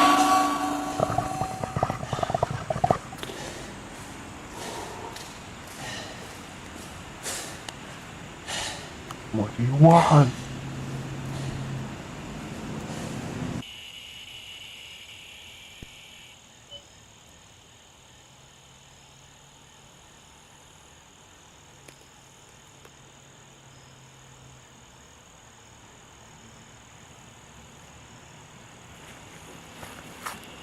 I want to watch Marble Hornets.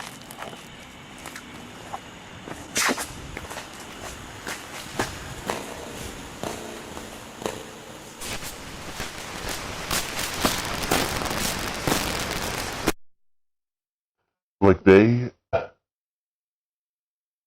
Troy honestly has to be so fucked up internally to make something like this. Like, this is what I was trying to tell some of the people online on Reddit, is like, and especially with people like Adam Rosner and stuff like this, people say, oh, they're a dark maniac or something like this the whole time. It's like, yeah, who do you think would create something like this? Who in the fuck would create something like this? Not a sane person, not someone in their right mind, that's for sure. This is someone who's literally on the edge of the abyss already, that is creatively exploring this, you know what I mean? It's like,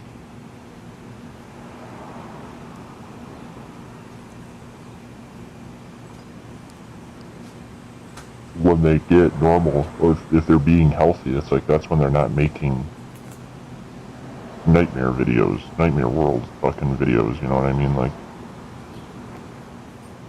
the Slenderverse is rooted in mental illness in some sense, you know, I mean, that's a big part of it.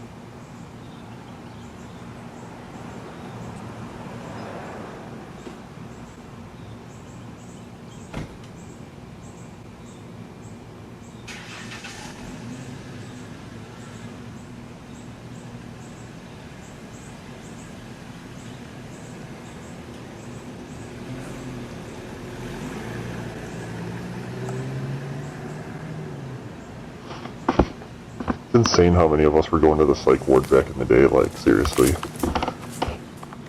It was such a thing, it was such, like, a thing, you know what I mean? And it was real. Of course we've all fucking been there, but it's like,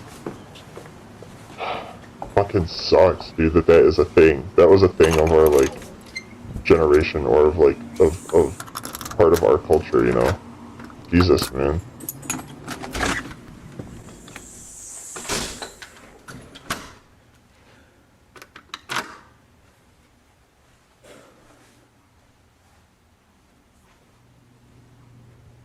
And I'll tell you this, man, people are freaking, like, cutters and stuff like this, too. Alright, I'm not gonna I don't want to freak anybody out or anything like that, but that is like a thing, man. That's a thing. And it's like, whatever, man, that's just what it is, you know? But what I'm saying is, like, that did not used to be a thing. You know, that's something that we created.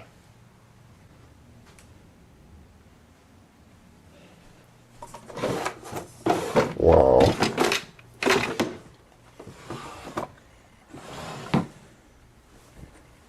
The insanity, man. He must go through a lot of pen. He must have bought a big pack of big black pens.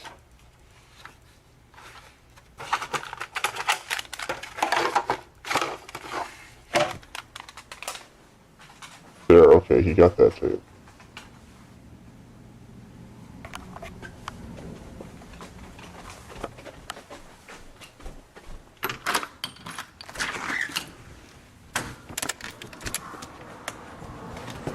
What is he doing? So they're now enemies. Jay's living in his car and filming everything. He got the key and he's getting back and he's breaking into Alex's house and getting shit. Stealing, essentially. Which is like, yeah, I mean, he's in the right. I mean, I like that there is no right. There's no right and wrong in this Thunderverse, you know? You just have to fucking do it.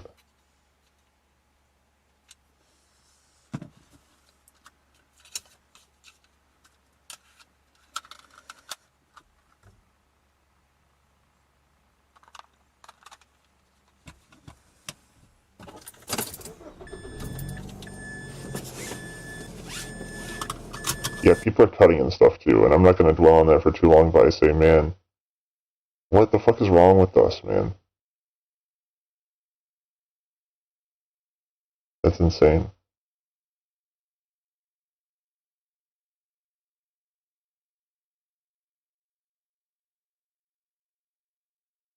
Like, everybody fucking cuts. What the fuck? People didn't used to do that, man.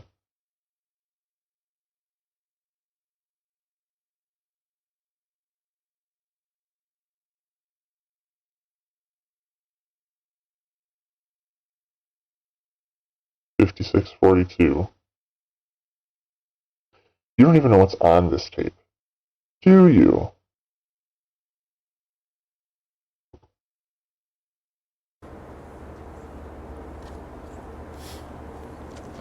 And I love that literally, like... Recording now? Yeah, I'm just getting some B-roll. Every once in a while throughout the series, they'll have a tape from, We like, came out the here very yesterday beginning. and wasn't feeling too good, so he just stayed home today. Oh, that sucks. Like, we found one more tape from the very beginning. We have found one more tape from the very beginning. Alright. And it's like, it's awesome. What It's I'm awesome gonna every do for time. this, so I'm just gonna set up right here, so you can't see my shadow. And we'll have you walk along the frame, starting where you are. Alright, we ready? Yeah, just walk along. If you want to walk on the rail, that's fine. Just reflective. And just keep on going. I'll tell you when you're out of the frame again. Okay. Cool, cool. It's so cool how that wall of leaves has grown over, like, everything. Are we allowed to talk now or just be silent? Yeah, I'm just gonna put music over it.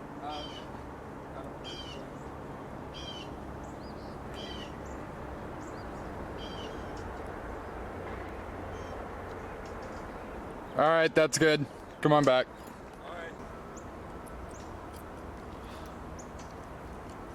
They're filming Marble Hornets. I mean, yeah, they're filming Marble Hornets, but in the scene they're filming Marble Hornets.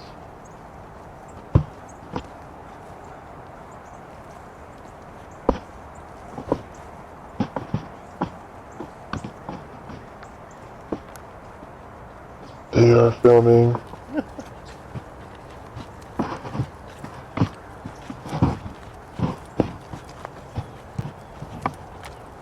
I'm just gonna stare off in the distance like I don't care. They are filming. What is this place? I think it was like an old doctor's office or something. When Seth and I were out here yesterday, we found it and I thought it looked cool, so I figured we could come here and get some shots. It's kind of creepy. Yeah, it's got the whole burned out building feel to it. So, like, what are we going to be shooting in this part? I figured I'd just get some B-roll. We can just say that it's like Brian's old elementary school or something like that that burned down. So, okay. Another little reflective spot. You sure we're not going to get in trouble for, like, being here? Yeah, I mean, like, it's a burned out building. Who cares? We might need to leave after we get the shot done, dude. We'll make it quick. Alright, go ahead. Yeah, except for what's about to happen.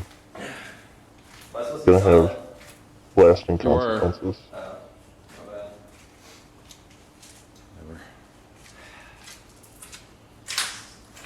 Nobody will ever be the same.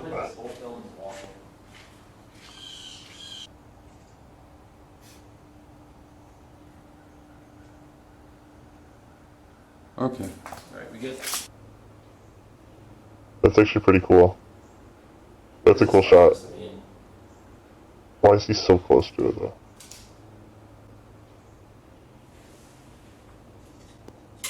Oh, I guess he's not.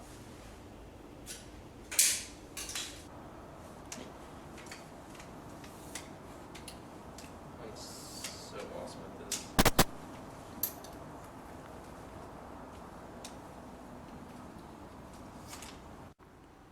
Alright. What I want you to do is just come up and lean against this door. Okay. Like that?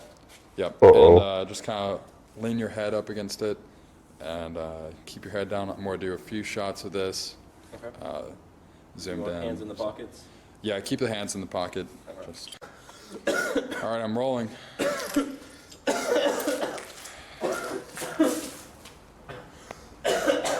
Good take.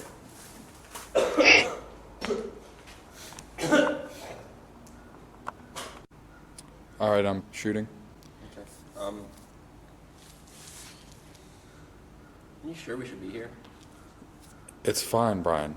I was just wondering. I don't want someone to like walk in and like us getting like arrested or something. Well, the sooner we get this done, the sooner we can leave. Okay. So, just bear with me.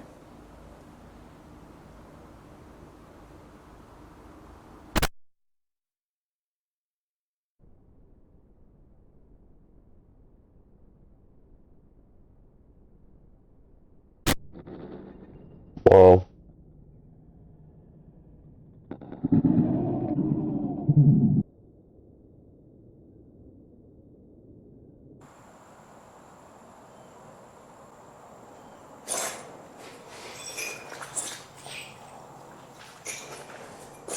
Alex!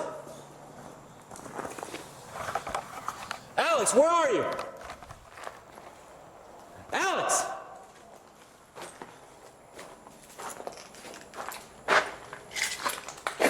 Alex!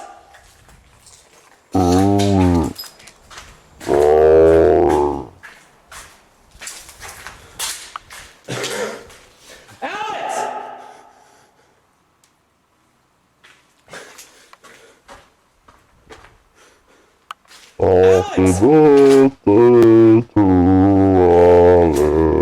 Alex!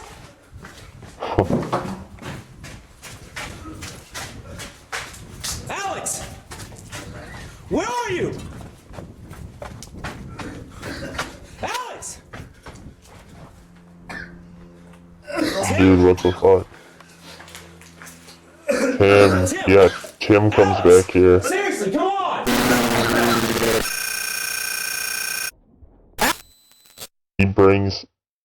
He keeps bringing Tim back here because it's a burned out building, right? Doctor's office or something. It's a fucking mental hospital that was burned down because one of the we find out, I'll just say this, one of the patients burned it down and now Tim keeps being brought back here haunted by it.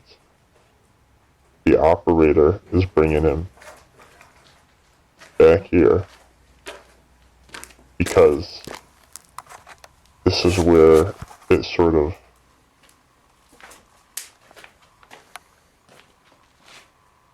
this is just a part of Tim's past where it became more powerful, like, it started to have more and more influence over him.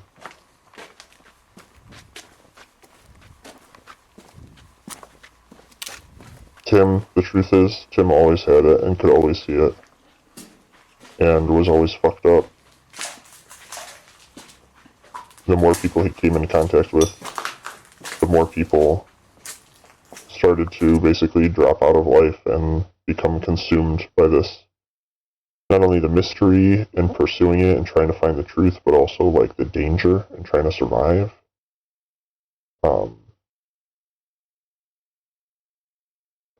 Yeah, and everyone's fucked.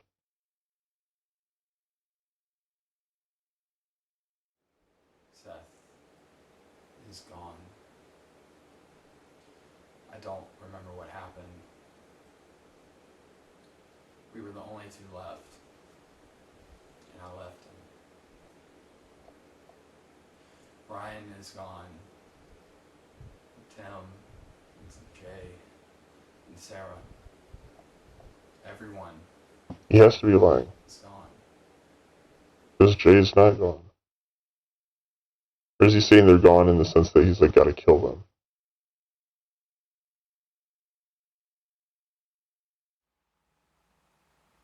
I don't know. I'm here at Rosswood Park again. Waiting on Alex again. Last night, I watched the tape that I took from his apartment, and it is abundantly clear that I should not be trusting him at all right now. I don't know what exactly happened to Brian. I probably don't want to know exactly what happened to Brian. All I do know, or at least what I think I know, is that Alex knew something was going to happen when he brought him there.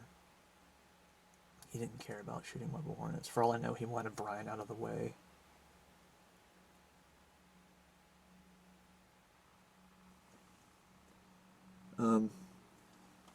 Jessica's on her way to meet Alex and I here. She knew whatever it is Alex has to show us has something to do with Amy, so I guess she thinks following a stranger into the woods is a good idea. Even though I'm not really one to judge, because following Alex into the woods is a terrible idea, period. But I mean, I'm not going to tell her that. I don't want to scare her or anything. It might be nothing. He might actually show us something.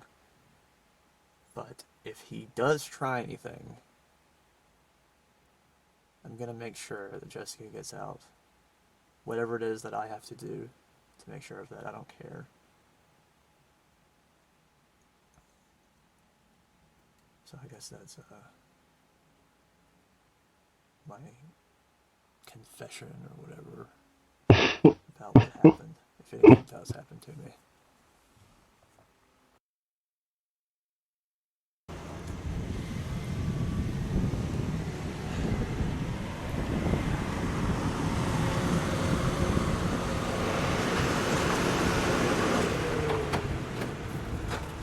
Jeez, what is he fucking doing with his car?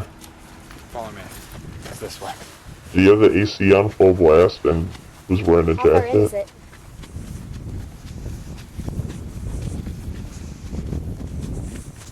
This is so dumb, dude. What the fuck is going on, man? How much further is it? They should be like, dude. Right up here. Not much longer. Dude, Alex, why don't you just tell us where we're going? You're not doing a very good job of putting either of us at ease. Look, it's a little difficult to put into words. You're just gonna have to see it for yourself. Go. Hold on. This is so weird. Between us and him. I think I hear footsteps or something behind us. I think someone's following us. Okay, let's keep walking.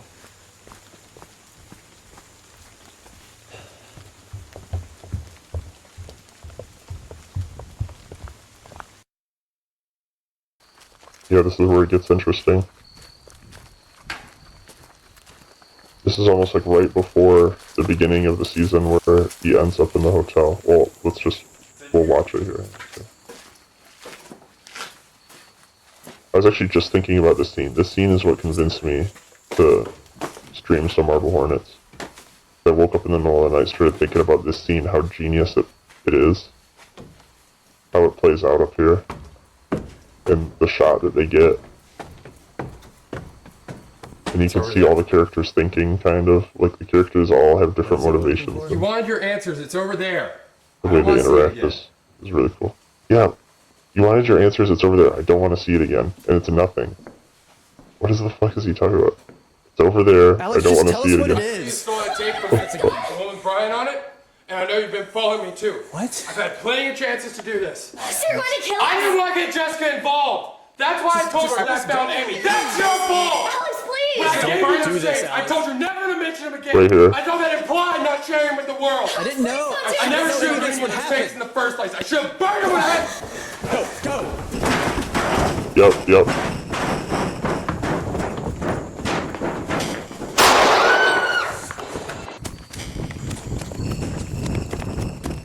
I should have never gave you those tapes in the first place. I should have burned them when I had the chance. See, that's what he was saying. He felt like he had to kill Jessica. He was not prepared to kill them like he was trying. He said himself he had plenty of chances to do it, and he's just never been able to do it. Like, he is literally being forced to kill them. Because he is, like, ingrained with the idea that it is saving the world. He said it to him right there. He said, I thought that implied not sharing it with the rest of the world. Like, he did want Jay's help, but Jay insists on fucking filming everything. Like, what the fuck are you doing, dude? Like, this is exactly the problem. Like, we've got to stop this thing from getting out. He tried to trust him. He can't fucking trust him. And he feels like he has no choice but to kill him. Man, that sucks, man. But just this whole scene right here we've got to just watch this again, man. This whole scene, most replayed. I freaking bet. This is one of the highlights of the series. Where he sees Maskey back there and doesn't do anything about it, even though Jay knows Maskey is his enemy, definitely. He knows that he hates Alex even more, and Alex is the one pointing a gun at him right now, so fuck it, he just watches it, he lets it happen. Alex, just tell us what it is. You stole that tape from me. The one with Brian on it, and I know you've been following me too. What? I've had plenty of chances to do this. So you're going to kill us? I didn't want to get Jessica involved. That's why I told her that I found Amy. That's your fault! Alex, please! When I gave her the tapes, I told you never Right there. And so this is actually what... to mention him again. I thought that implied not sharing him with the world. This is actually what Jessica meant by, I think someone's following us. That somebody was following them. And thank God, because Maskey ended up saving their lives. I didn't know. I never should have given you the tapes in the first place. I should have burned him with it. Go. Yeah, man. That is so fucking awesome. That is so fucking awesome.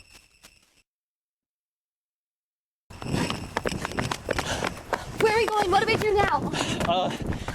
Go back to your place, pack lightly, and meet me at the hotel over on about an hour. We need to go somewhere where he's not going to think to look for us, and we'll figure out what to do from there, I guess, okay?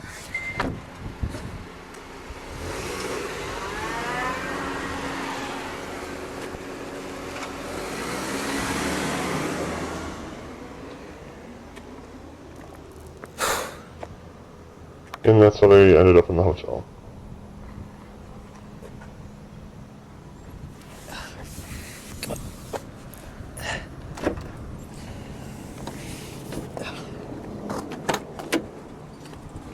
So yeah, this season kind of changes the story up a little bit. It's obviously a sequel to the first season. They really are part of the same series, and it really is one big story. But you could view it as 3 different movies, or like 3 acts of a story, right? And this season's kind of, like I said, it's its own little puzzle box, where it ends with the beginning and begins with the ending, basically. And all wrapped up in... so we did have a hard drive full of footage as well. Yeah, I thought so. You got everything you need? Yeah. I think we should just stay in our hotel rooms for the rest of the day, and then we'll figure out where we're going tomorrow. Before you check in, these right here, these are all the tapes that I've been shooting on my camera. All of my interactions with Alex and everything are on all of these tapes. This one right here is really important. This is the one I took out of Alex's apartment that he didn't want me to see. And one more thing, there's this hard drive that I just took from him. I don't know what's on it, but it's Alex's hard drive. Pretty sure it's important. So right, I'm gonna those take are all of this that's stuff, the clips of himself just in case going anything crazy. happens. I'm gonna put it in the safe that's in my room. So I need a 4-digit combination that both of us can remember, just in case you need to get in it for any reason. Just use 1, 2, 3, 4. No, that's too easy. That's the first thing I try. Yeah, seriously. Well, how about the last 4 digits of my phone number? That's easy to remember. What is it? It's 1102. Yeah, I can remember that. That's Okay. fine. Alright, I'm gonna go check in. My head's killing me. All right. Oh god. It got her now too.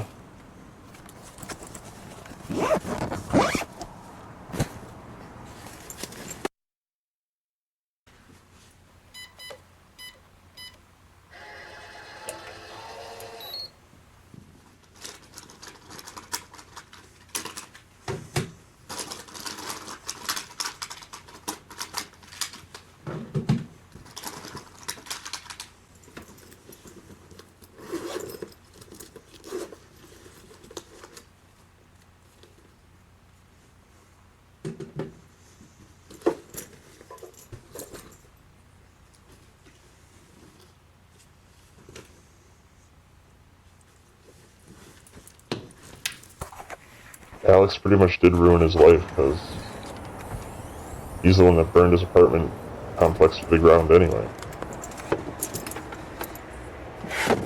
Weird though that Jay just wouldn't just get another apartment. Like, I mean, obviously he is unemployed, but it is hard to get an apartment. But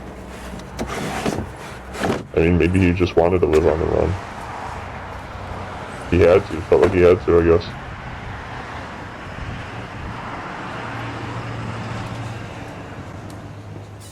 Oh yeah, here we go. This is the hotel.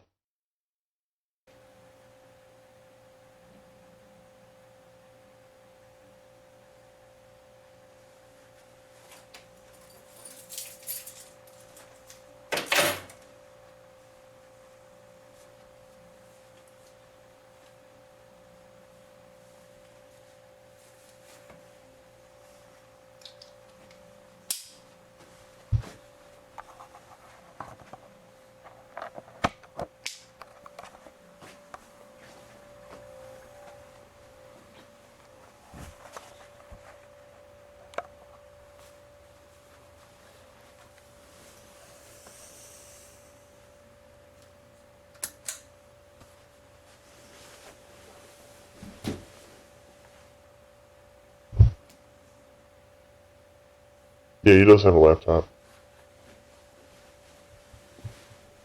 I mean, he's got to. He's always on the internet. The first thing Jay ever did was post on something awful. I actually want to go through his post history and see if there's some sort of, like,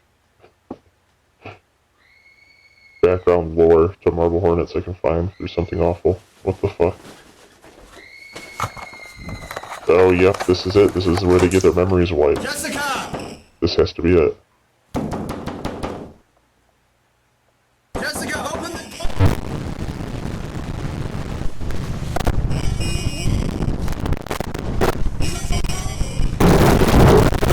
Leave us alone. Wow.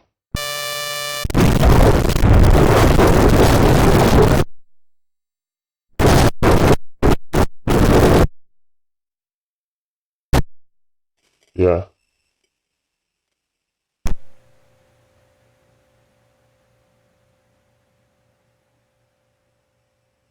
His brain, look at his brain, he's completely fucking fried. It just burned the memory out of the last 7 months out of him.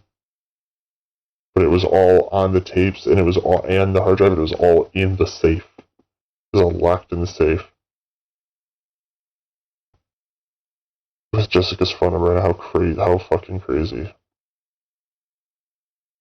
Entry 27 was the next morning.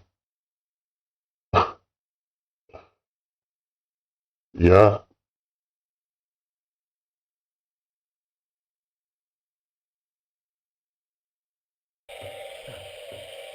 Yeah.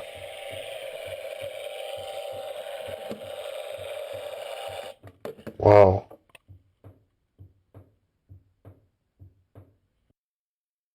He had a fucking experience in here.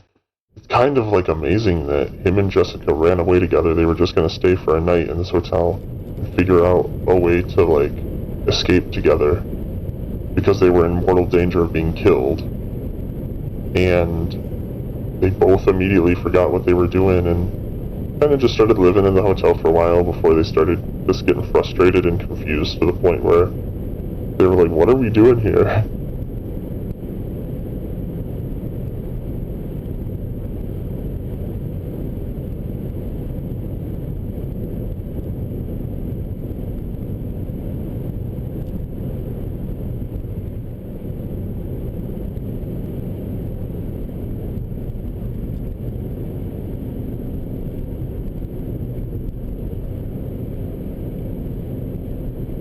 Yeah, find him.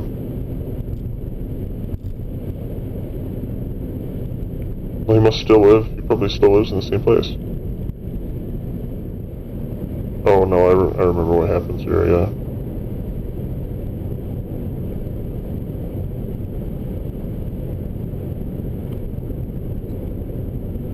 This is it. This is the end of Season 2, Part 2, Chapter 2, whatever you want to call it, Volume 2.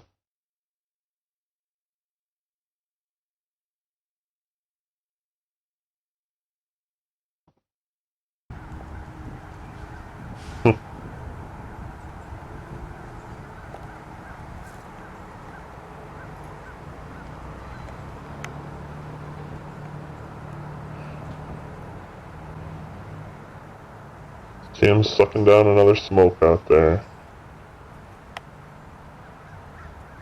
Smokers of the world unite, man, Tim.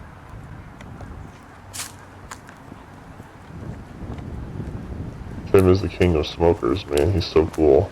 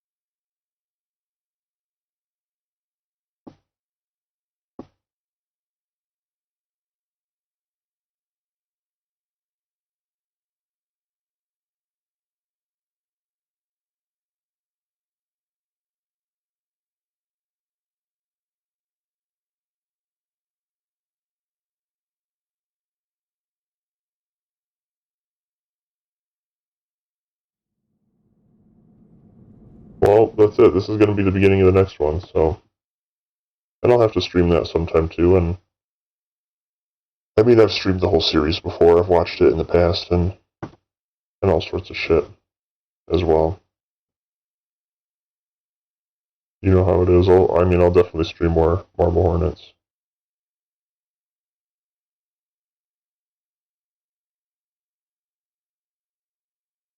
I thought the dryer was shrinking my clothes. Turns out it was the refrigerator all along. So somebody left us a comment. That's so weird. Anyway, that's Marble Hornets. That's Season 2. I love that season there. It's kind of like... It's just so strange how it begins.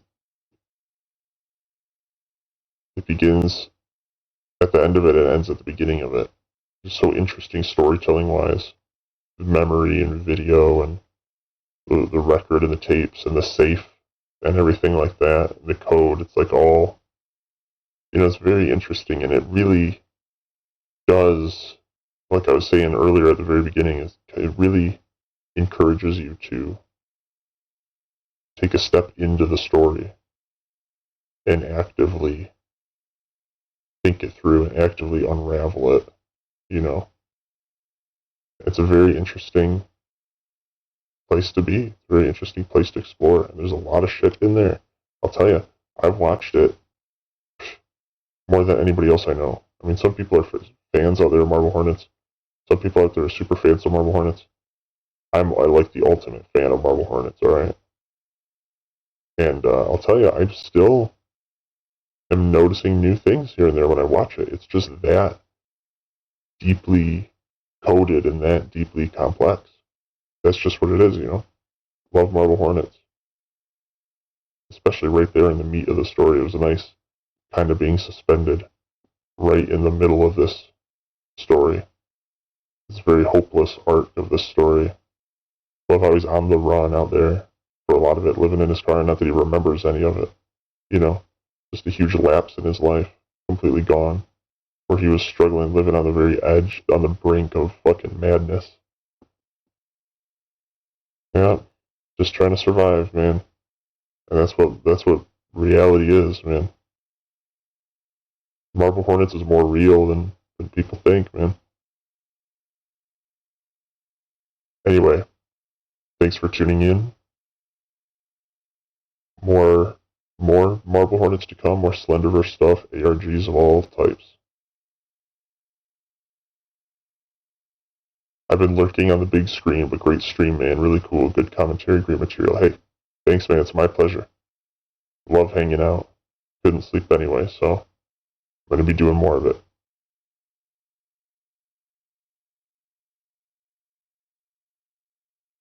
More to come. Stay tuned to the Unknown Zone.